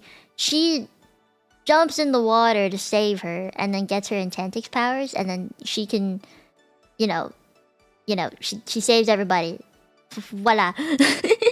I know the tricks also come by and like try and fuck everything up. And that's how her little sister falls in the water, is because the tricks came and fucked everything up. But yeah, she fights them off. They're safe and everything. It's fine. But that's how she gets her Enchantix powers. And she's so pretty. Enchantix very, very pretty. Yeah, yeah. And then Musa gets hers by saving the princess of what's it called? Princess of Adiba. Whatever the name of her planet is. Whatever the name of her fucking planet is. I don't remember. I wish I remember. Let me see if I can. Princess Galatea. That's what it's called. Yeah. So she gets hers by saving Princess Galatea in a burning library that someone started. I think Darcy from the trick started it in the fire in the library. So Princess Galatea is trying to save all these books, and she's like, "We gotta put the fire out," and she saves everybody. That's how she gets her Enchantix. Bloom tricks her way into it and gets it by training on an island with a bunch of dragons. She became a scaly for a while, and then got her Enchantix powers from that. See if I can find a picture. I want to find a picture of all of their thingies, if I can. Oh yeah, there it is. That's what I'm talking about. Oh fuck, this is my childhood. This is my childhood. Oh shit, look at him. Look at him. Man. Oh man. Hi, should be. It do be a throwback. This is my childhood. This was what I lived by. I think her pose is the nicest. Yeah, I like hers. I like hers too. I think these two are my favorite. Yeah, these two are my favorite. Techno's is pretty cool. I like the design of both of theirs the most. She's got little lanterns, which is really cute. I like Musa's the most, really. Now that I'm older and I'm looking back at it all, I like hers the most. Hers looks like butterfly wings. Hers too. Hers too. They all kind of do, except for these three, I'd say. She looks more like a dragonfly wing. I don't really know what this looks like. A phoenix wing. I don't know, man. But they're all really pretty. They're all really fucking pretty. This ain't fair, man. I don't want to be a fairy.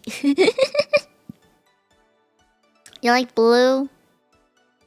This one or this? So confusing. It's so confusing. Ugh. But I think that's season 3 in terms of like, oh yeah, this fairy became this became that, and how each came to be. Yeah, I think that's that.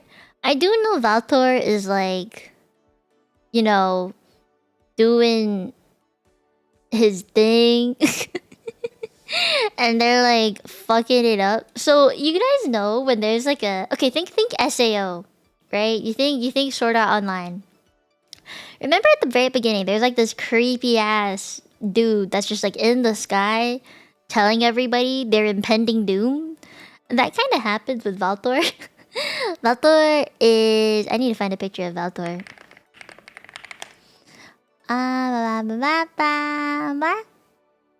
Valtor was like hot daddy of the time, okay?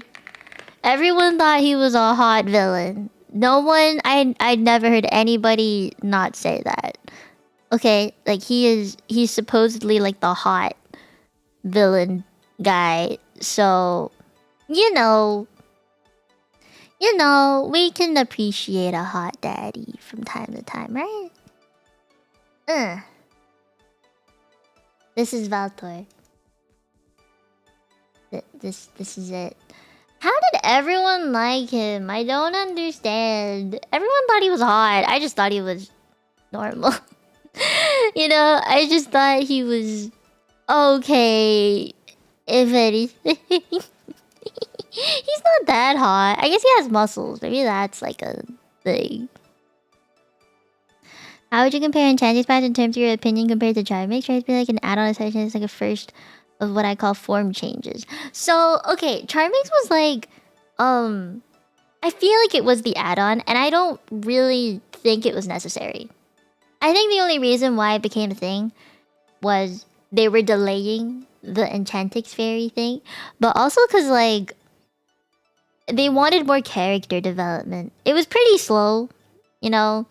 The build up to Enchantix was very big because it is like a whole deal, right? Becoming a full-fledged fairy. You're only supposed to get that in your 3rd year. So, first year was like learning the basics. Second year was second season with the Charmix thing. And then third season was 3rd year where they're in their last year of school. So, this was their only chance to become full-fledged fairies. And if by the end of their 3rd year they were not an Enchantix fairy, they would never be one. Like, that was the whole reason why the stakes were so high with becoming an Enchantix fairy. And that's why Bloom was so hung up on like, oh shit, my planet dead. I can't save anybody. I'll never become a Enchantix fairy. She was so hung up on it. So, yeah. Like, it makes sense. I prefer the Enchantix stuff. I like the full form change. Honestly, I would prefer the full form change than just a little add-on thing. And it's more useful because they have the fairy dust stuff and they have better powers and things. It's better. I just think it's better. But yeah, what was I talking about? Oh yeah, the thing in the sky. So for like half the season, Valtor is being Sword Art Online impending doom announcer in the sky and goes like, so this is where I'm gonna be and this is what I'm gonna get. Better protect it or I'm gonna come get it. he does that a lot. Like a fucking lot. Yeah, the thing with the Omega Dimension lasted like 20 episodes or so. This stuff with Valtor is gonna last the rest of the season. So, he goes like, I want a box with water stars in it. And so there's like this museum that they go to that he says he's gonna take. He's gonna go take something from this museum.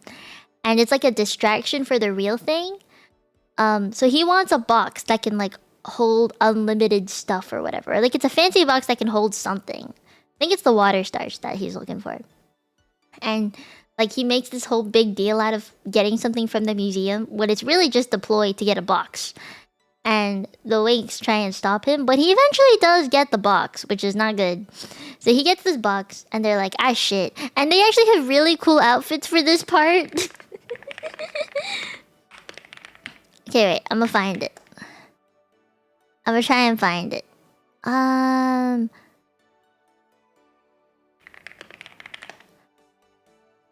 There it is. It's kind of...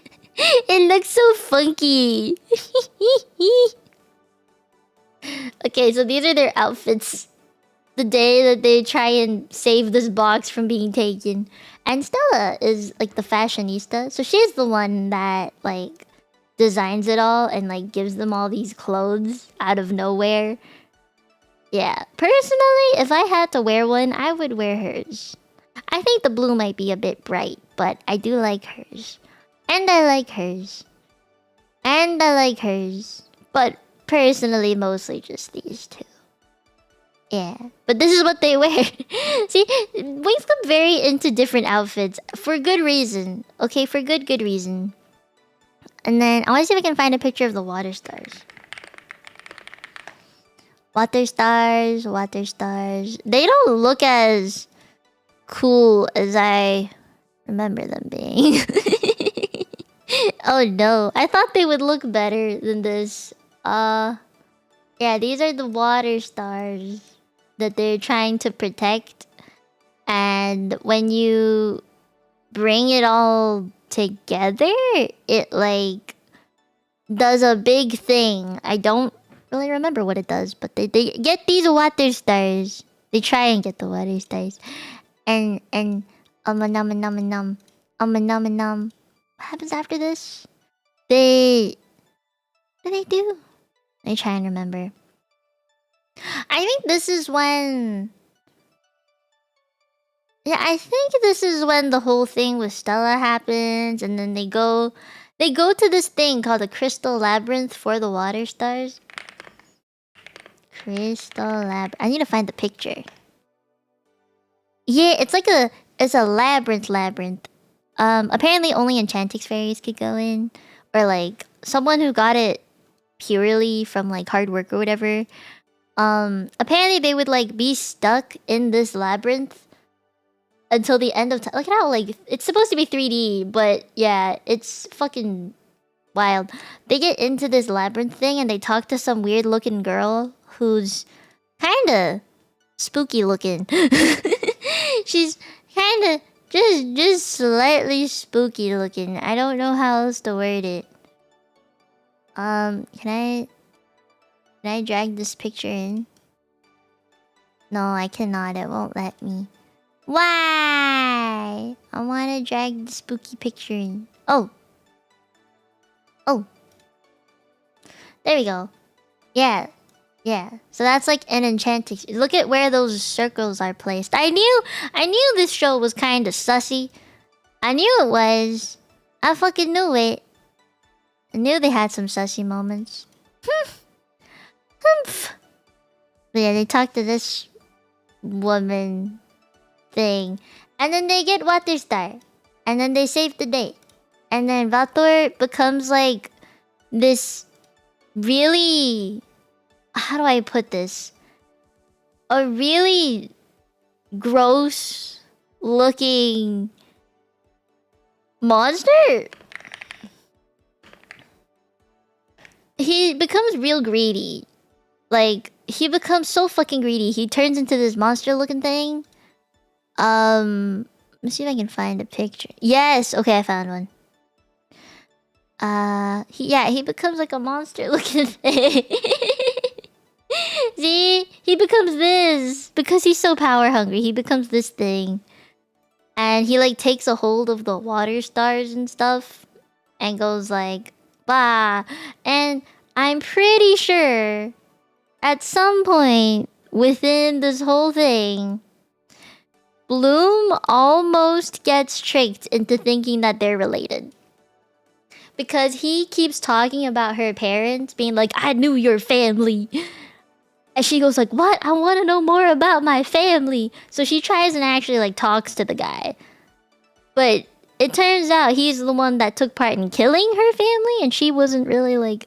She was just like, but he knows about my family. I want to know what happened to my family. So she's literally trying to go and talk to the guy that killed everyone in her planet. Like, it's so dumb. But yeah, he keeps gaslighting. Yeah, he gaslit real bad. But the way he dies is the WINX with all of their Enchantix powers now go fight him underground for some reason. It's underground. He fucks up. The tricks leave him because they're like, ew, power hungry, gross. We want some part of the share. Because they didn't want to be lackeys, you know? They wanted some power too. But he wasn't going to give any of that. So the tricks ditch him.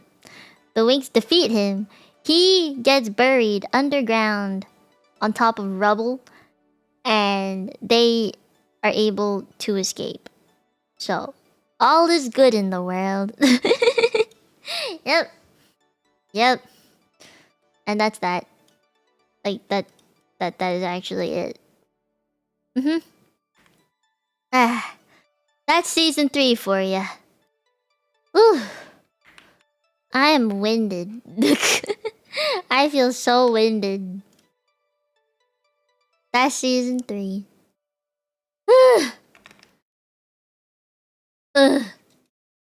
Can I get a Pachi Pachi? Oh my god. The fact that I've able to go through 3 seasons within 2 hours. That's fucking wild. Did I miss anything?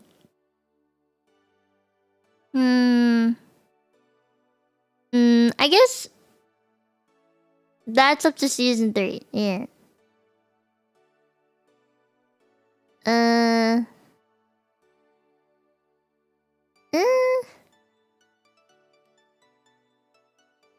Valtor turns Stormy good for some reason. She becomes ditzy. Like, so ditzy. I know the tricks get a little bit of an upgrade. Okay, there is a really cool part that I wanted to talk about in the Labyrinth that I kind of skipped over. So to get those water stars that are like in the little boat thing, Musa, Stella, and Tekna, they had 3 like challenges thingies, 3 choices they had to go through. Stella unfortunately had to make a decision between being beautiful the way she is. It was like so imagine like a person standing in front of you and then like 2 mirrors on the side, 2 full body length mirrors on the side. Left side was how she is normally. Right side was this. Right side was this. And to get the water stars, she had to live her life with this face. And she had to give up her beauty for the water stars. And Stella was like, I'll make do. It's inner beauty that counts. So she had to live with a face like this. And obviously at the end, because she made the choice to like sacrifice herself and knowing that was the consequence to live with that face forever, the woman gave her back her face. Like she was nice enough to give back the face. And then with Musa, her challenge thing was, I think, monotone life or a life with her mother that is dead. Remember? Like she dead. But the door to get the water stars was a life with monotone. Like she could not hear music. She would talk as if she had no emotions and she sounded like a robot. That was like the catch. So she gave up living with her mother in happiness, like living in a world with her mom. She gave that up to be monotone for the rest of her life. Like she just lost her voice, which was really sad. It was really sad. Yeah. It was pretty sad. I think... What was Tekna's thing? I forgot Tekna's thing. Ugh. Oh, wait. So, Tekna had a choice between a life full of emotions, but the exit to get the water stars is one full of like no emotions. She had to give up her emotions forever, so she felt nothing. I think Musa... Yeah, Oh no, apparently Musa was just like a life with her mother or without her mother. And she gave up her mother. Yeah. I think? Yeah.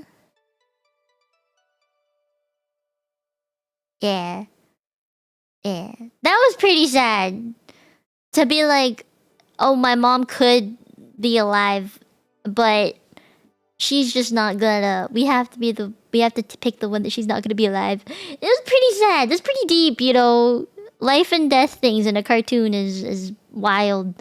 Oh, I forgot a thing. Fuck. Okay. There's a guy named Nabu. A guy named Nabu. He's like a really cool guy. He's a pretty chill guy. Let me see if I can find the picture of him. So, Is this him? Yeah. Oh wow, they changed. Jesus. Whoa, he changed. Oh, whoa. Whoa. Okay. Open image, new tab. Save image. Okay, this guy. This guy. Not Riven. Not Riven. He, like, sneaks in and apparently wanted to get to know Layla. Because Layla and him were engaged, but they didn't know each other prior to engagement. Like, they didn't meet or anything. They don't know each other, like, what they look like and stuff. And he was like, I don't want to marry someone I don't fucking know. What if they're, like, bitchy. So he like goes under a different name and sneaks in and tries to get to know Layla. And eventually she finds out who he is. And eventually she falls in love with him. And eventually they get together and yeah. The next season's when shit happens. Should I give spoilers to his life? To Nabu? Nabu real cute. Nabu's actually really nice of a guy. Like he's so sweet and so helpful and very good guy. Very giving guy. You know, he's a very giving guy. Hasn't the whole stream been spoilers? Yes. So in season... I think at the end of season 4? No. End of season 5, maybe? Could be end of season 4. Let me double check this. Hold on. I'm gonna double check my sources. Season 4... Well, that's season 1. Where's season 4? Wizards of the Black Circle happen. Yup.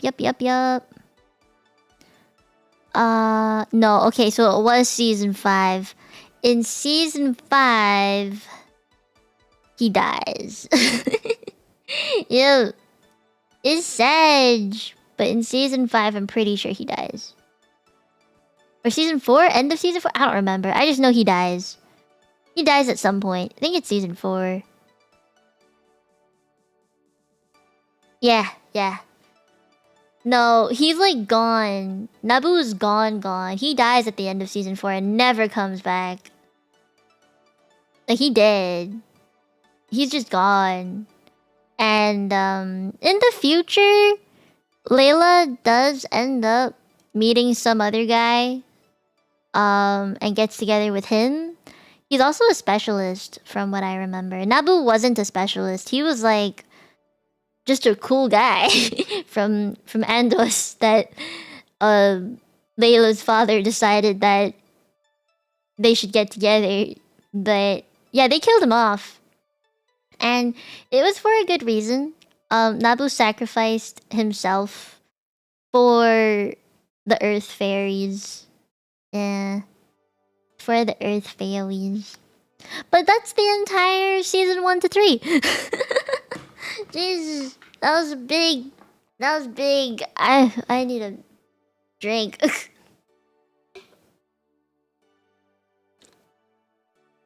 That's kind of what I liked about WINX Club, though, is that I wouldn't say all, but in most situations in WINX Club, they're more realistic. They're not too unrealistic. Like, when bad things happen, you know? They don't sugarcoat it, I guess, is what I'm trying to say. Oh, Miyaru! Hi, Miyaru. How are you? More throat candy. Yeah, I'm gonna need more throat candy. I've eaten like 3 now. I feel bad for eating so many. But I guess if I need it, then I need it. Wait, Miyaru, did you watch WINX Club 2? Do you remember anything about it? Not as crazy as you're expecting? Well, it's a cartoon. Right? Do you guys have any questions? I know I skimmed over some stuff. I can show you guys more pictures because the world building in Magix is really cool. Oh, wait, I don't even think I said that. Magix is the place that they're in. Okay, Magix is the world of the fairy. Even the 3D movies? Me too! Okay. Out of all the 3D movies, do you guys have a favorite? I'm gonna look them up. There are 3. There's one where Bloom and Sky get married. Magical adventure thing. There's the Sirenics one where it's the Mystery of the Abyss, and then that came out in 2014. Then there's Secret of the Lost Kingdom, and that's when WINX and Sky get together. They were kind of creepy. Their voices were really weird to me. Like, the voice acting wasn't the same as the one in the show. So I was a little creeped out by that. I think the one I remember the most was the Secret of the Lost Kingdom. I think these movies, depending on when they came out, you'll realize, you know, in between season stuff. So, The Secret of the Lost Kingdom, I believe, came out, after season 3, because they're all Enchantix fairies. So that came out, and then after season 4, the Magical Adventure one came out, which is the one where they're like flying on a horse or some shit. Yeah, Secret of the Lost Kingdom, and then Magic Adventure, yeah, and then the last one is the one where they like become mermaids, kinda. Yeah, I watched up till season 6, I think. Let me double check. Yep, season 6. I watched up until season 6. I don't think did I watch season 7? I did watch season 7! The natural park stuff, where they're all like natural, like they're all animal things now. They get butterflicks.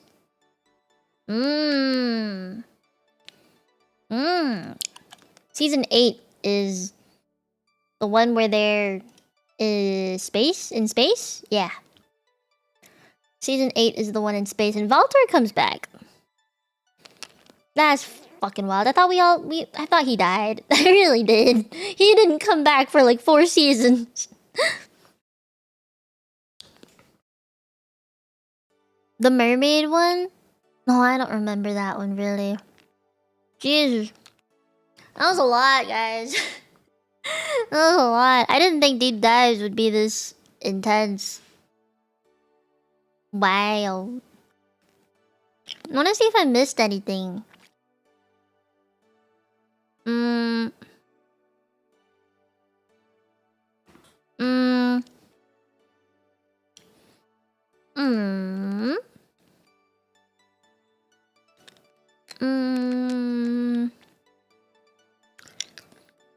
There's like a bunch of little things. Okay, there's one episode I remember where they go to this island, and it's actually a big, moving, living turtle. Yeah. Giant Turtle Island. Let me copy this image or save it. Can I save it?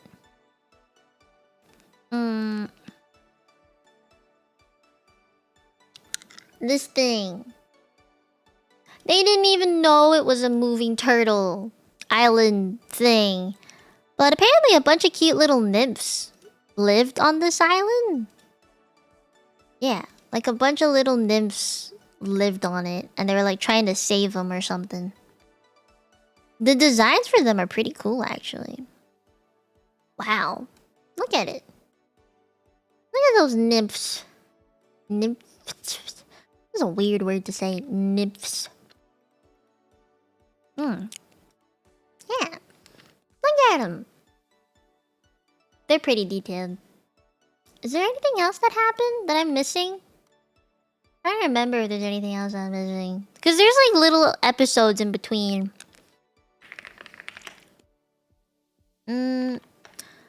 There's like world building stuff, guys. This is intense, man.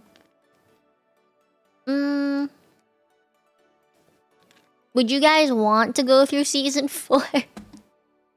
Season 4 is more complicated than any of these other seasons. Ooh. Nice stretch. Ah. Oh, fuck. Ow. If it doesn't kill my voice, I think I'll be okay. It's just a lot of talking. I'm back.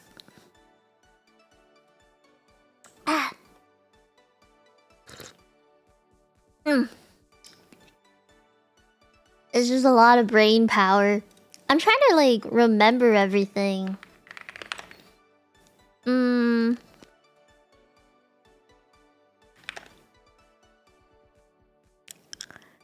trying to remember as many things about the season as I can.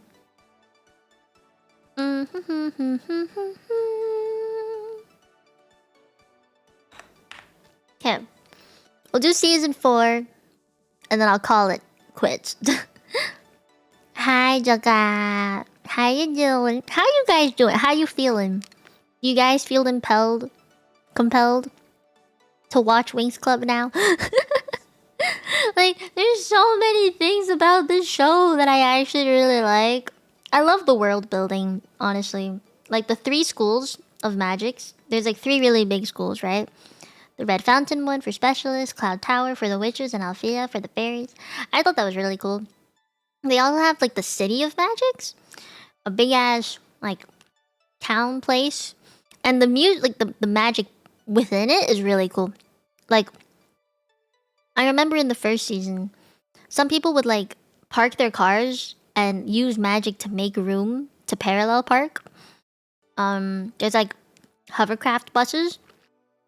And in the 3rd season, the reason why Musa has long hair instead of short is because she went to the hair salon and they just extended it.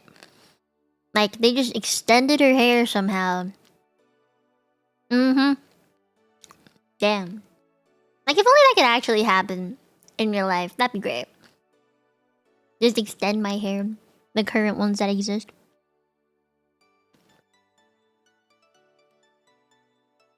Is it? First season had the witch who became a fairy subplot. That is true. Man, I forgot what happened to her though. That fairy, that witch, she was just trying to be good. I think she had like a little sidekick with her. It was like 2 witches together. One that looked more like a witch, one that looked more like a fairy. The one that looked more like a fairy tried to help out Althea, and she ended up becoming one. Like, becoming a fairy. Yeah. Man, is there anything else I'm missing? Why do I feel like I'm missing something? Okay. First season, Bloom falls asleep on some paper as she was writing on it in class. She woke up and her face had her writing on it. Ever since I saw that, I have never slept on my desk, like face down on my desk, because I'm so afraid of that happening.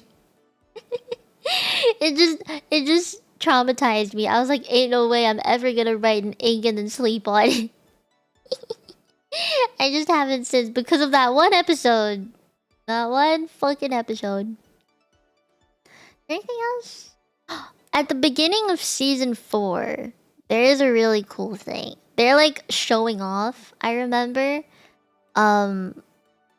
Like the Enchantix fairies in WINX Club. They're all Enchantix fairies actually, but in all of WINX, they were like showing off to like the newbies, all the freshmen coming into the school. They were like showing off, like, this is what real fairies can do. Like, the entire first episode was basically about that. And then, oh man, am I actually getting into season 4 now? Ah, fuck. Freaking Wizards of the Black Circle. I'm glad it's not just one single enemy anymore. It's like a team of people. Doesn't really make sense. Like, in the past, the WINX were pretty weak, and all the enemies seemed very overpowered. This time, because they're like, like, they kind of set it up in a way where it's like, oh yeah, WINX are Enchantix fairies, they're so powerful. And then at the end of the first episode in season 4, they meet these really intense Wizards of the Black Circle. And they are a whole, like, lot of people. I think it's 4 people against all the WINX fairies. And it gets real intense. I know that. Like, it's genuine, oh fuck, you know? And what the Wizards of the Black Circle do is they kill all the Earth fairies, which is fucking stupid. Let me see if I can find it.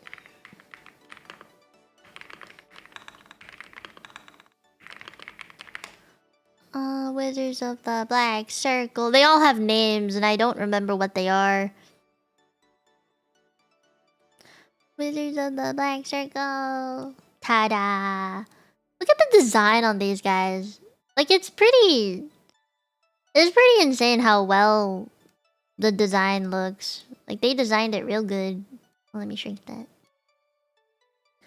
Like, look at the pants. Look at this. Look at the hair. It's all different. You know, all their faces are different. Like, this guy has really, like, arched eyebrows. You know? This guy barely has any eyebrows.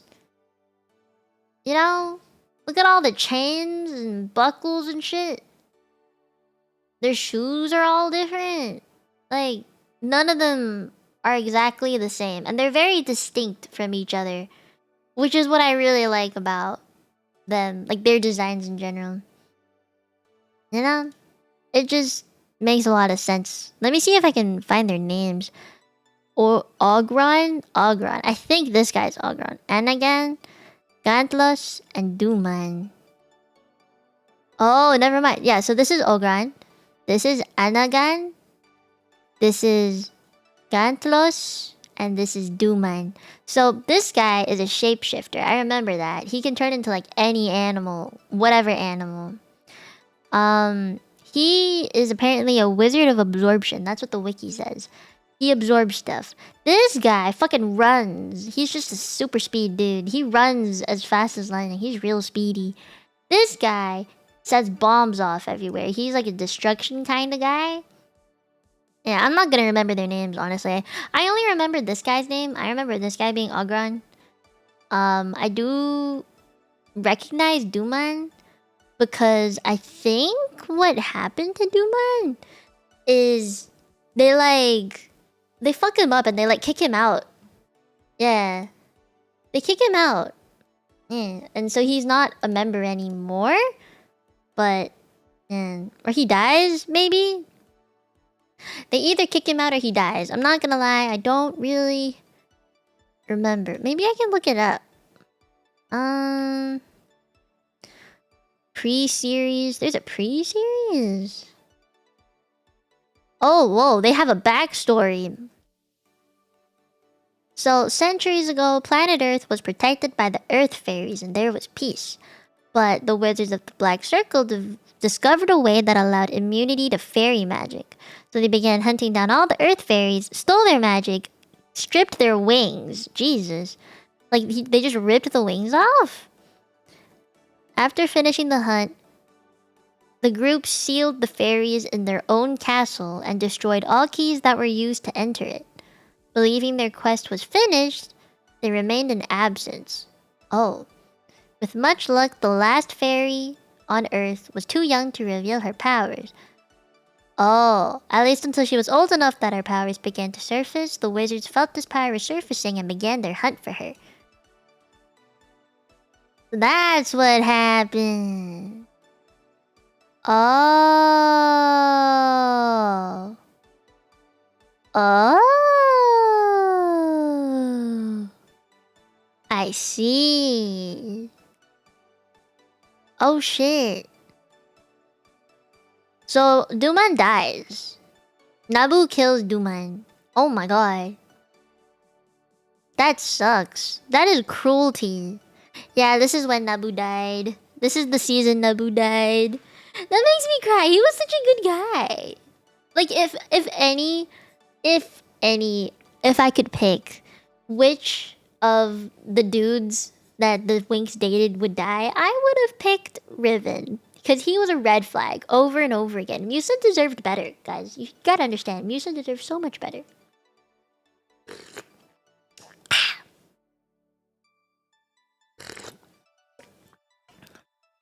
Ugh. Okay, well, you guys know who these people are. We're gonna keep them in the back because we don't like them. Okay. Let me see. I need to find a picture of, like, babieee's form.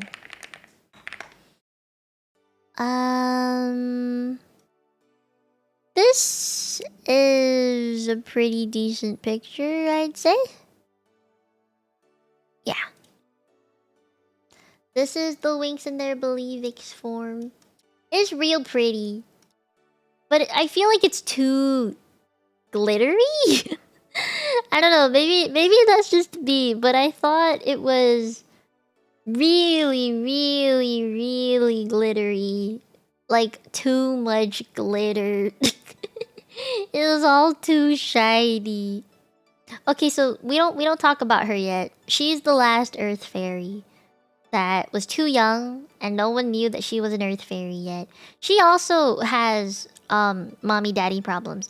But she has the power to talk to animals or like communicate really well with animals, even though she had no idea that she could.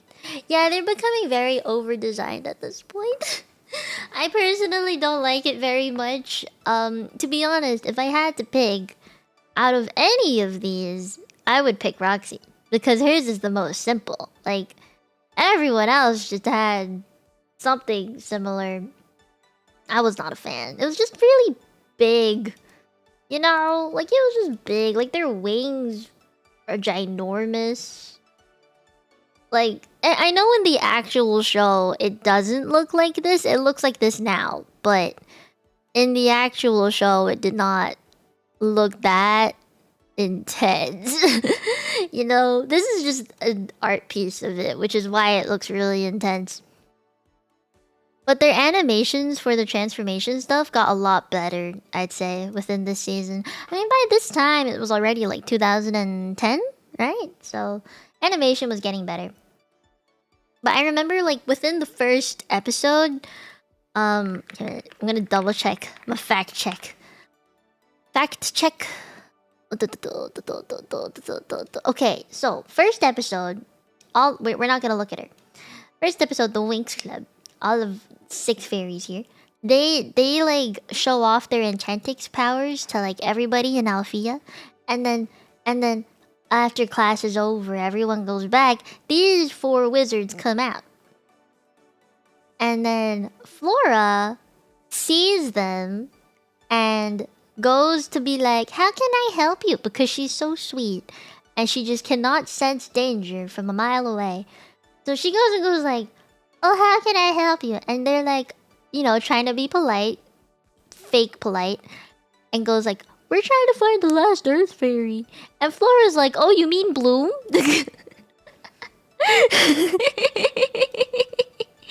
And she just like outs. And you know, eventually they have this big ass fight. They have a big fight. Flora goes down, people see, they fight, and they leave, but they tell group that they're looking for the last Earth Fairy, right? And of course they realize now Bloom isn't actually an Earth Fairy. She is from Domino, which is a completely different place. And you know, she's not. She lived on Earth as human because that's where she was sent as a baby, so people wouldn't find her. But she's not actually like an Earth Fairy. You know, she's not an Earth Fairy. Domino, yeah, that's where she's from. Did I not show a picture? Domino. There's only one M in it. It looks kinda like this, apparently. This is like a horrible picture. It's really small. It's so small. Let me see if I can find a better one. Originally, it looks like this, where it's just full of snow and it looks bad and it looks dead. But it's meant to look like this, which is much better. Oh god, that is a huge picture. Let me shrink it down. Oh no, not me. Yeah.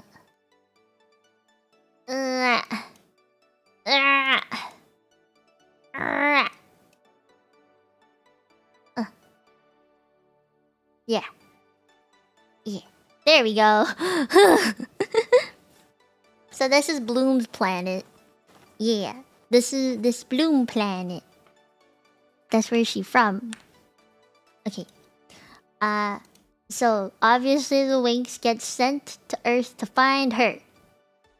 And obviously they're like, how the hell are we supposed to find one fucking fairy on all of planet Earth? Because Earth is pretty big. So, you know, they're like, what do we do?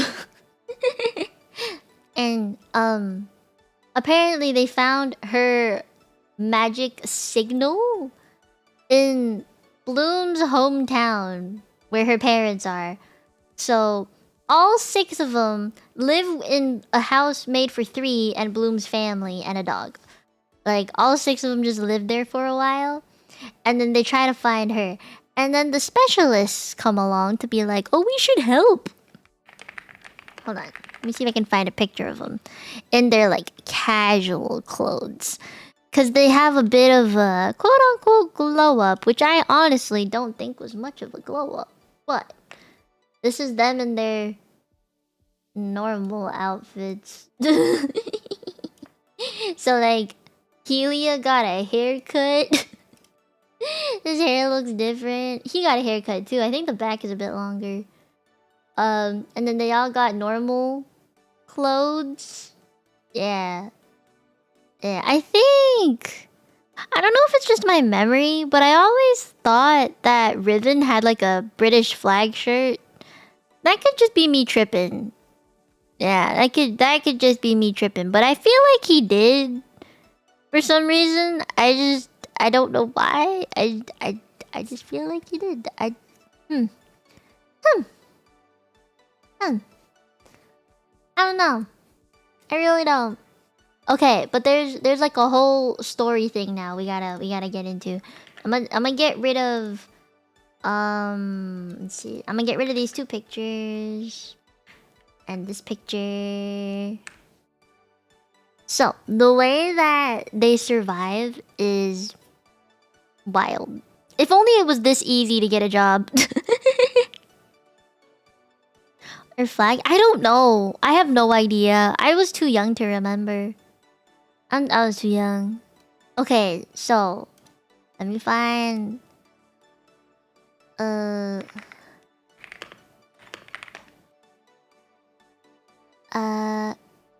okay, so let me save this picture. Alright, you see this picture, right? So this is the fruity music bar, which is really cute. This is where a lot of shit happens.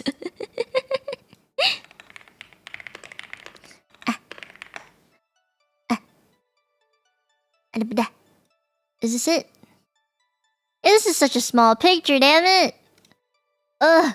Okay, well, this is a bar. This is a bar. And this bar is owned by Roxy's father. Roxy is this girl. She is the last Earth Fairy, right? So her dad owns a bar, and she works there part-time. And so what happens is the specialists, they come to Earth to protect the girls because they, you know, will need protection, and their powers don't work against the wizards. So specialists come to protect them, and specialists realizes, oh, they need money to survive on Earth, and so they all try to find jobs. But because they don't have like proper resumes, and they don't have a cover letter or anything, they like take on really odd jobs from the newspaper, like back in the old times.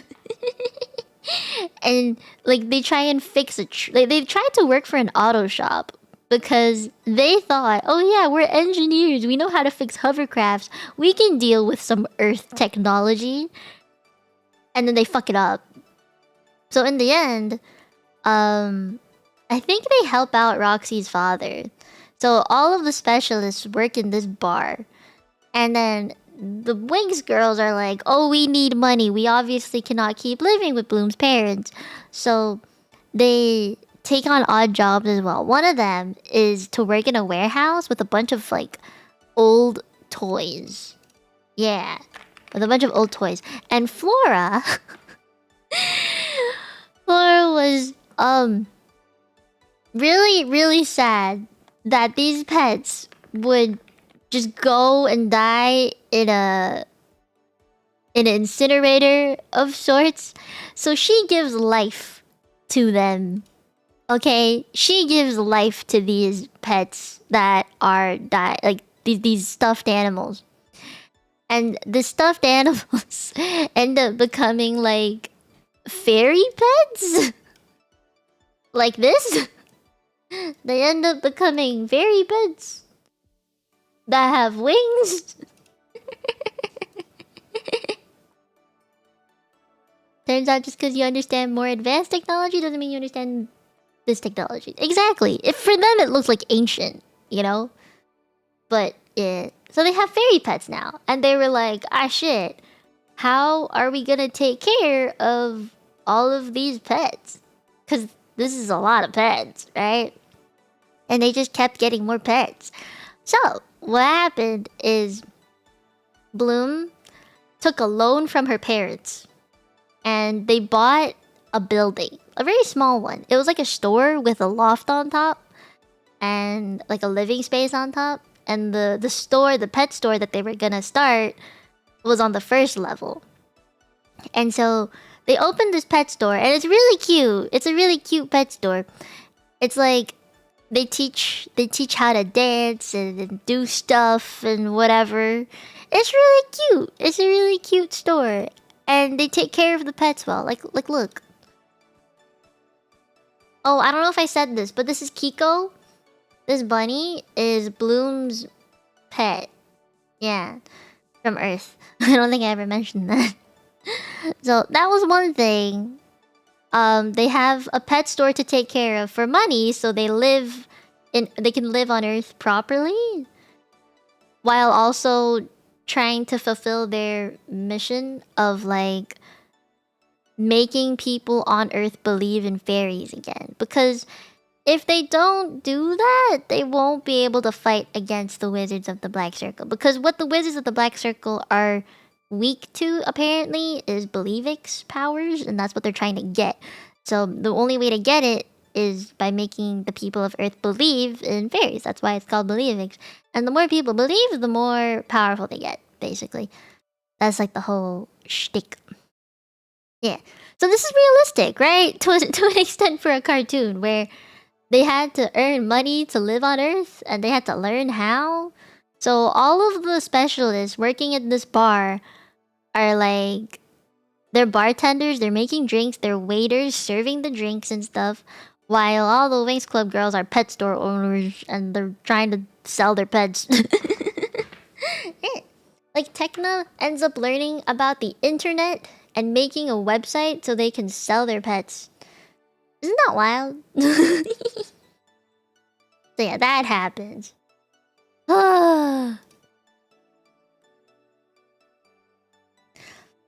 Do some fairy magic and a million people are gonna film it? Well, people are gonna think, oh, that's CGI or that's fake or stuff like that, you know? So they had to like do it multiple times. People just thought they were crazy at one point, I think. It took a long time for people to actually believe. I think the way that they triggered the WINX powers in the first place was by making Roxy believe that she was a fairy and that they were fairies. Because she's very hard-headed. I mean, if you think about it, right? Like, if someone came up to you and was like, I'm a fairy, you're not gonna believe them. And she was like that. She was like, I don't believe you, you're crazy, stay away from me. And so she had like 6 girls trying to come after her, be like, you're a fairy, Roxy, believe us. I mean, it was kind of... I feel bad for her, honestly. But in the end, like, her dog, Artu, it's a golden retriever, got hurt by the wizards. And she was like, oh no, my dog is in pain, he can't die yet. And she was like, WINX, you are fairies, you're supposed to save him. Blah blah blah, I believe in you, please save my dog. What got her to believe was her dog getting injured by a wizard. You're a fairy, Roxy. Yeah, it was pretty cool the way that it all happened. Like, it's realistic to be like, fuck off. Like, stay away from me. I think I would be too. Why do you think she's so angry here? It's because they're still trying to convince her that they're real. I'd find it hard to believe. I mean, obviously, I would end up believing, especially if flying pets were a thing. But, yeah. She's just trying to be normal, you know, and like become a vet one day. Turns out she can speak to animals. And they like hyped her up real good.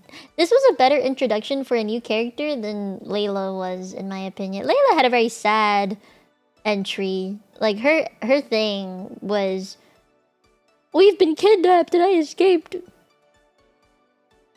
That is a very big sign. That is a very strong sign. But yeah, that's the premise, I would say. Yeah. So like how they're making a living on Earth. Yeah. Yeah. But the cool thing about them getting Believix powers is they could like not charm people. I felt like they were giving people an illusion, like they were making them high or something to make them believe that fairies were real. Like all of them got a power of some sort, like 2 powers of some sort to make people feel calm or believe in them or some shit. Yeah. It was funky. Yeah. I know at some point she gets kidnapped. Yeah. Because like her dad, who owns this bar, gets kidnapped, so then she gets kidnapped. But apparently that doesn't like I remember like she, by getting kidnapped and wanting to save all of the animals, that's how she becomes a fairy for the first time. And then she tells her dad about it because her dad also got caught up in the mess. And then the dad is like, "Oh shit, I don't believe you." Yeah, it was it's pretty wild. That part was pretty wild.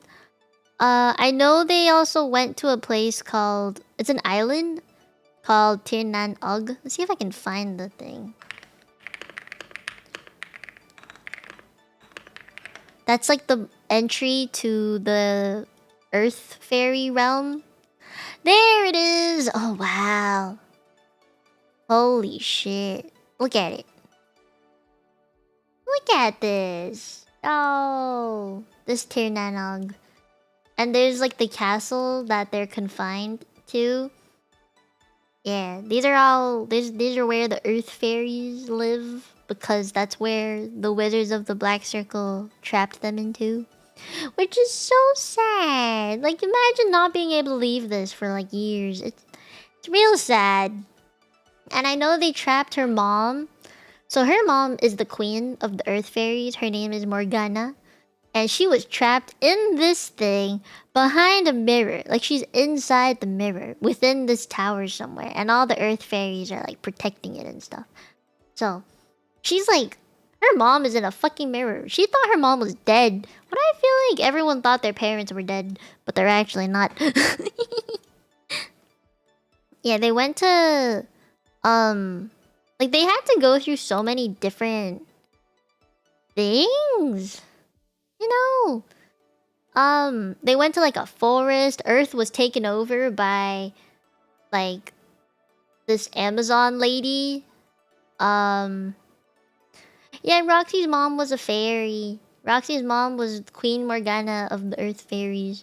And then it gets kind of complicated. It's like a civil war or some shit.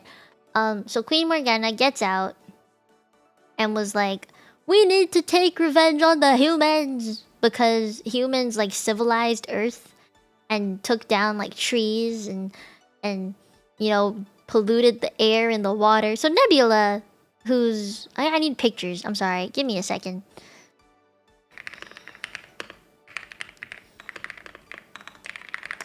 Alright.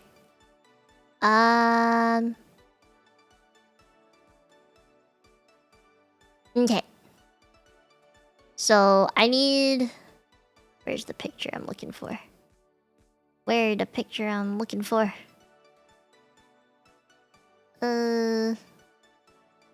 Adadoo-dadoo, adaboo-dadoo.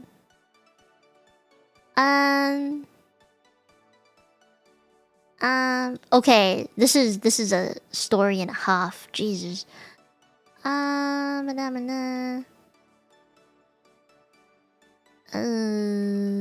Picture. Okay, found it. Save image. Save image. Why will you not save? Okay, save this one, and then we're gonna save this one, and that's it. Okay, that should be good enough. This gets fucking wild. Okay, many betrayals. Okay, many betrayals happen. So you guys know this is Tirnanog, and there's like the castle that they're in, right? And you guys know this is Roxy and the WINX. They work in the thingy now, so we don't need that picture anymore. But this is necessary. Okay, time to drag some pictures in. So the WINX go through like 3 trials. One of them is like for ice, one is water, one is like Amazon-y. They pass all of them. Easy. Done. That part's not too important. They get like a bunch of different transformation thingies from it. I can show you guys those pictures afterwards. But not important right now. Let's see. Let me delete this and this and this. Okay. So we have Queen Morgana and Nebula. You can probably tell who is who. Queen Morgana is the tall one. Nebula is the knight that's protecting the Earth Fairies on the right side. This is where it gets complicated. You see Layla back there? Yeah, okay, we're gonna keep this down in the corner. This importante. Okay. Ugh, let me stretch a bit.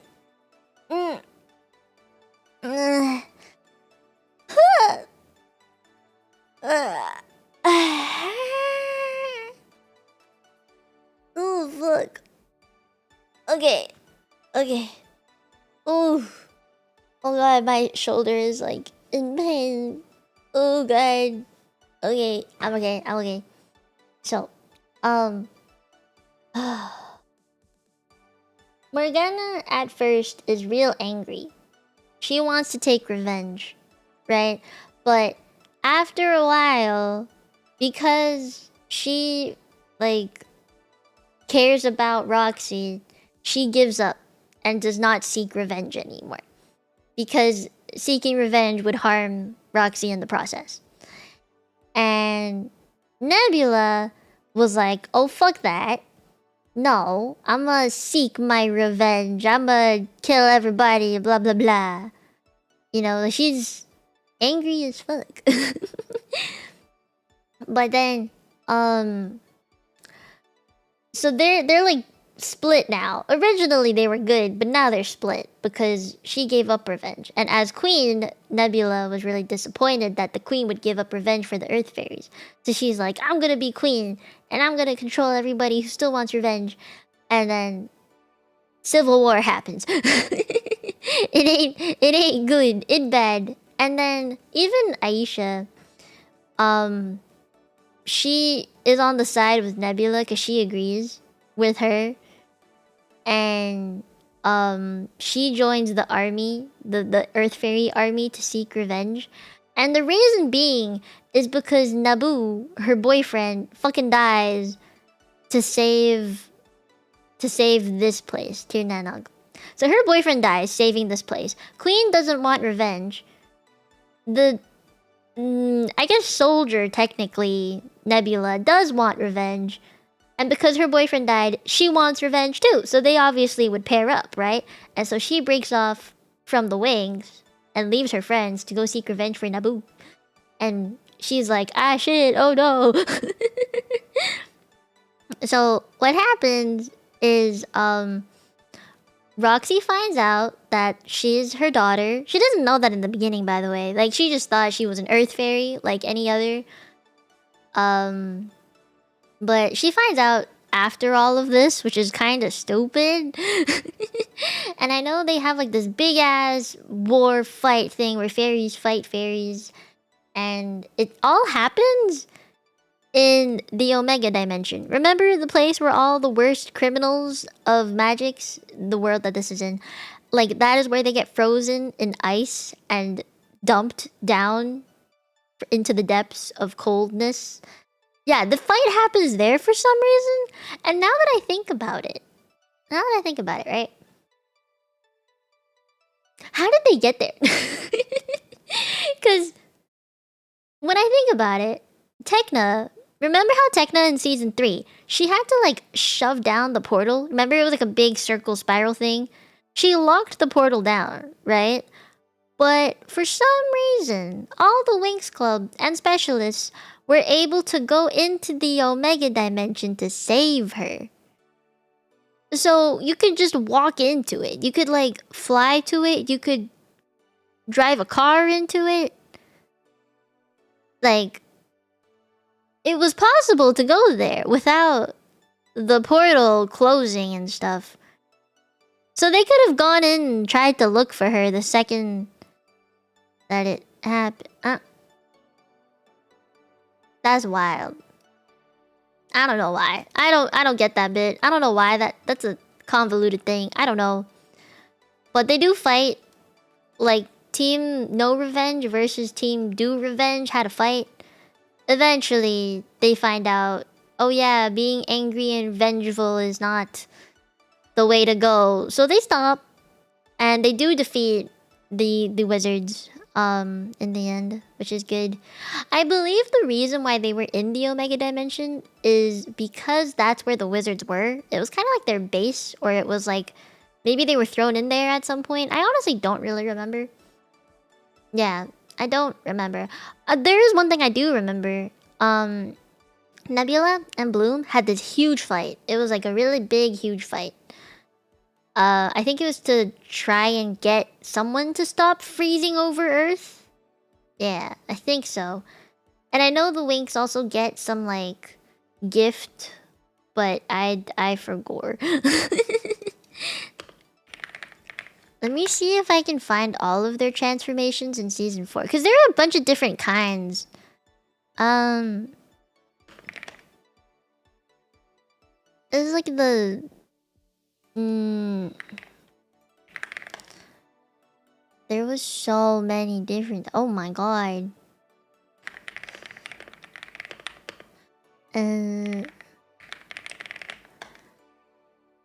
There's a whole... Whoa. Whoa. Okay, there's Sofix. Oh my god, Sofix is real pretty. Sofix was the one where, they go into the Amazon, I think. Yeah, it's kind of like tropically. Lovix was the ice one. I know it was the ice one. Yeah, so they have 2 different forms in season 4. Wow. This is real pretty. It's real pretty. I would look it up, but I would show it, but I'm too lazy. Okay, that's season 4. I'm so tired. I'm so tired, guys. My brain is fried. I didn't think talking about my childhood cartoon would result in such tiredness. That was a lot. That was so much. Ugh. Yeah, it's a pretty good show. I'm not gonna lie. I would watch it just because it's a pretty good show on its own. I don't know how it would fare now, especially with anime being a thing. But I'm not gonna lie. I'm very, like... I get enraptured by transformation scenes. And the way WINX did it, it was always really cool. And it was different for everybody, which is why I liked it a lot. No matter how many times I saw the transformation scenes, I would love it. Like, I would genuinely watch the entire thing. I wouldn't skip anything. It's a good show. It's a really good show. I liked it. I'm gonna turn my heat pad off. I'm kind of hot. Ooh, my cramps are starting up. There's the Velcro.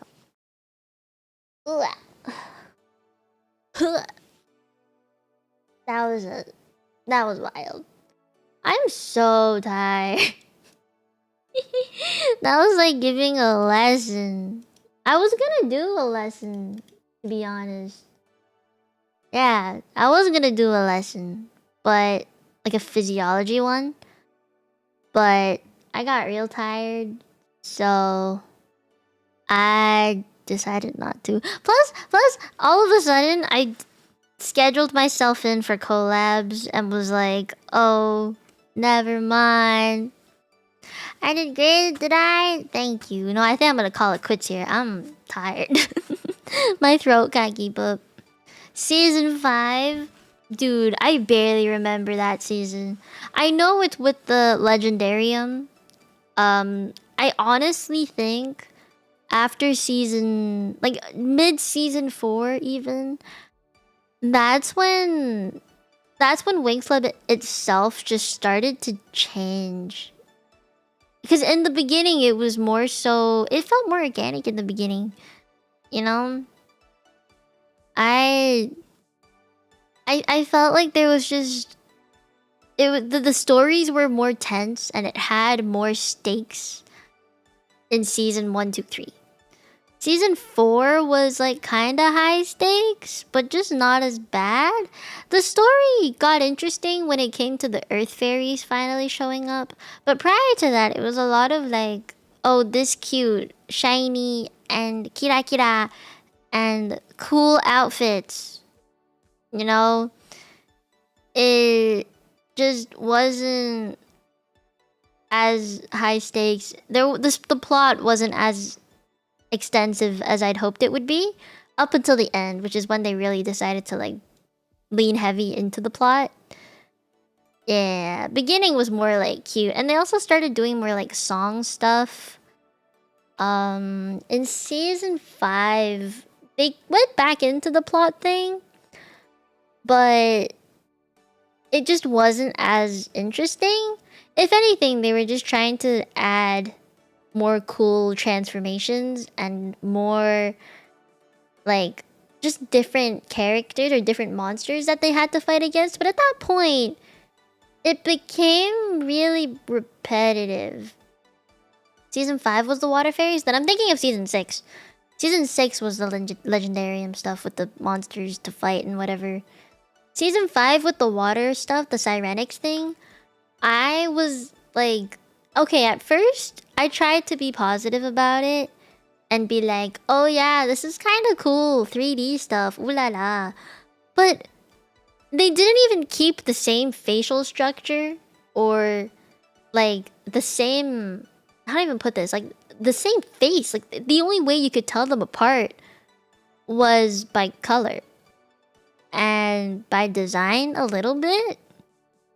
But originally, their faces were just so different in 3D. And what was the stakes behind Sirenics again? I know they said it was like a forbidden thing. This is where I thought it was weird. Because Daphne was a Sirenics fairy. That is why she lived in Lake Rakaluche. But they never explained that in the first season. They just said that she's like a spirit that lives in the lake. That's it. So I feel like they kind of fucked up the lore behind Daphne. Because in season 1, Daphne was just like someone that got fucked up by the ancestral witches of Cloud Tower. And in season 5, they were like, she fell to the curse of Sirenics. And I was like, no, she didn't. I was a bit tripped up by that one. I'm not gonna lie. That one got me a bit. And I was like, this don't really make sense. So, you know, I don't know about that one. I don't. It's funky. Yeah, Bloom's sister. Yeah, so in season... Okay, regardless of season 1, in season 5, they were like, oh yeah, Sirenic's curse got to Daphne. Which is why she's not a corporeal being. Like, she's not... I mean, she's not like a real being. She's like a spirit thing. And it's because the curse of Sirenics got to her. I think the thing with... What was the curse of Sirenics again? I'm gonna look that up. Sirenics is the second fairy form introduced in season 5, parallel to harmonics. Oh, I see. Oh, so harmonics is the pre-form to Sirenics. Got you. Oh. What's the thing behind... Why is it cursed though? Why is it cursed? Let me find out why it's cursed. They gotta fight Tritanus, blah blah blah. Oh, okay. When Bloom asks Daphne about the location of the Sirenics book, Daphne tells her not to look for it because it's dangerous. When the ancestral witches attacked Domino, Daphne acquired Sirenics and was ready to use it against them, but the ancestral witches had placed a spell on the Sirenics transformation, and when Daphne tried to use it, it turned against her and caused her to become a spirit without a body. Oh, so that's what happened. The source of Sirenics is found in the cave where Daphne dwells in Lake Roqueluche, which protects Sirenics and grants it to the fairies who have completed the Sirenics quest. Due to the curse, if a fairy does not complete the Sirenics quest within 1 lunar cycle, they will lose their powers forever. So that was the stake behind it. What's 1 lunar cycle? What the heck is 1 lunar cycle? Like a year? You like the whole transition from the 2D to 3D thing started season? I didn't hate it in the beginning. Like, at first, I was like, oh, this is kind of interesting. It's novel. It's new. No one really did this at the time. Then I started to hate it because it just... I know it gave them more ability to, like, animate, but I didn't like it in the end. 3D movie? I didn't care for it. I'm not gonna lie. 28 days? Oh... A month? Jeez. That's not a long time at all. You gotta like go ham. Oh fuck. That makes a lot of sense. Oh no. Oh no. 1 lunar cycle? I only cared for the first 2. The first 2 WINX movies. I don't care about the most recent Sirenics one. Oh, I burped. My bad. Yeah, I don't know. Like the curse thing. I'm glad there's like a story behind it about why it's cursed and why the fuck you shouldn't do it. I remember the harmonics thing now. They were supposed to look a bit like mermaids or jellyfish. Mermaid jellyfish. I hated the fact that their hair changed color underwater though. The fact that their hair changed color underwater was so weird to me. Because the colors didn't even match their outfit. It didn't match them. It was just some random ass colors put together. And I thought that was stupid. I didn't like it. That's a more personal preference though. I think the next time I go into a deep dive about WINX Club, we're gonna do the other few seasons. Cause then I'll learn more about it. You think it's more mermaid? No, Sirenics was meant to be more mermaid. Harmonics was like the cute version before that. What time is it now? It's 4? Yeah, I've been talking for 3 hours. My throat is not okay. It needs a break. I need to rest my throat. Throat candy? Maybe. I might just drink more. I haven't drank as much. Yeah, I'll need to drink more. Oh, hi, Jiro. This is a wild stream, though. I think, like... I'm not gonna lie, I'm a bit tempted to rewatch WINX Club from the beginning now. Just cause I can. And because I... will eventually have the time. Eventually. Yeah. I think I need to... let my mouth rest. But we'll continue the deep dive next time. Although, I want to do a Barbie deep dive too. Not like too deep. I want to start with the movies. Like the animated movie, the 3D movies. And... you didn't know? I think a lot of people didn't know. I usually talk more about the Barbie stuff, but WINX Club is what I grew up with. Me and my sister grew up with it. Like a lot. I don't think I ever told anybody how much I watched it growing up. Because everyone around me was more into things like Disney Channel, Nickelodeon, Cartoon Network, Boomerang, Tom and Jerry, or like Sweet Life on Deck. Like more realistic things, like Wizards of Waverly Place, things with real people in it. But while people were getting into that, things like Hannah Montana or whatever, I was still really interested in WINX Club. Yeah, I didn't grow out of that phase until much later than other people. So, yeah.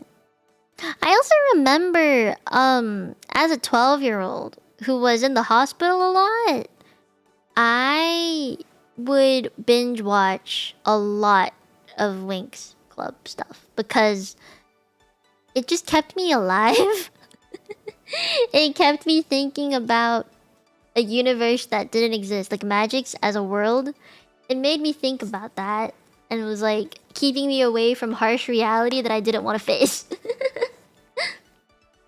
Nah, man. I'll go into like another deep dive another day. My voice is dead. It's very dead. I'm gonna go raid into somebody. Let's raid into Kiki's stream. We're gonna raid into Kiki's stream. Okay. Toonami? Yeah, I did. I remember Toonami. Okay, I'ma go, guys. My cramps are also starting. If my cramps are really bad, like if my period cramps are really bad, it hasn't even started yet. But if it does start tomorrow, I feel like it might start either later today or tomorrow. If it does start, I will probably cancel stream tomorrow and take Tuesday, Wednesday off for the sake of my stomach. um, but we'll see. You know, yeah. I'll be back. I will update you guys and stuff if anything. So go say hi to my girlfriend for me. I hope you liked hearing me nerd out about fairies. I think if as a VTuber, if I had a choice, I would be a fairy. If I wasn't what I am now, I would be a fairy. Okay, anyway, I'm gonna go. I'm tired. I will see you guys tomorrow, maybe, or in Discord. We shall see. Okay, I go now. 今日来てくれてありがとう。もみんなね。Bye bye. Bye. Yeah, girlfriend raid. Make sure you put the girlfriend raid for me. Okay, bye. Bye bye.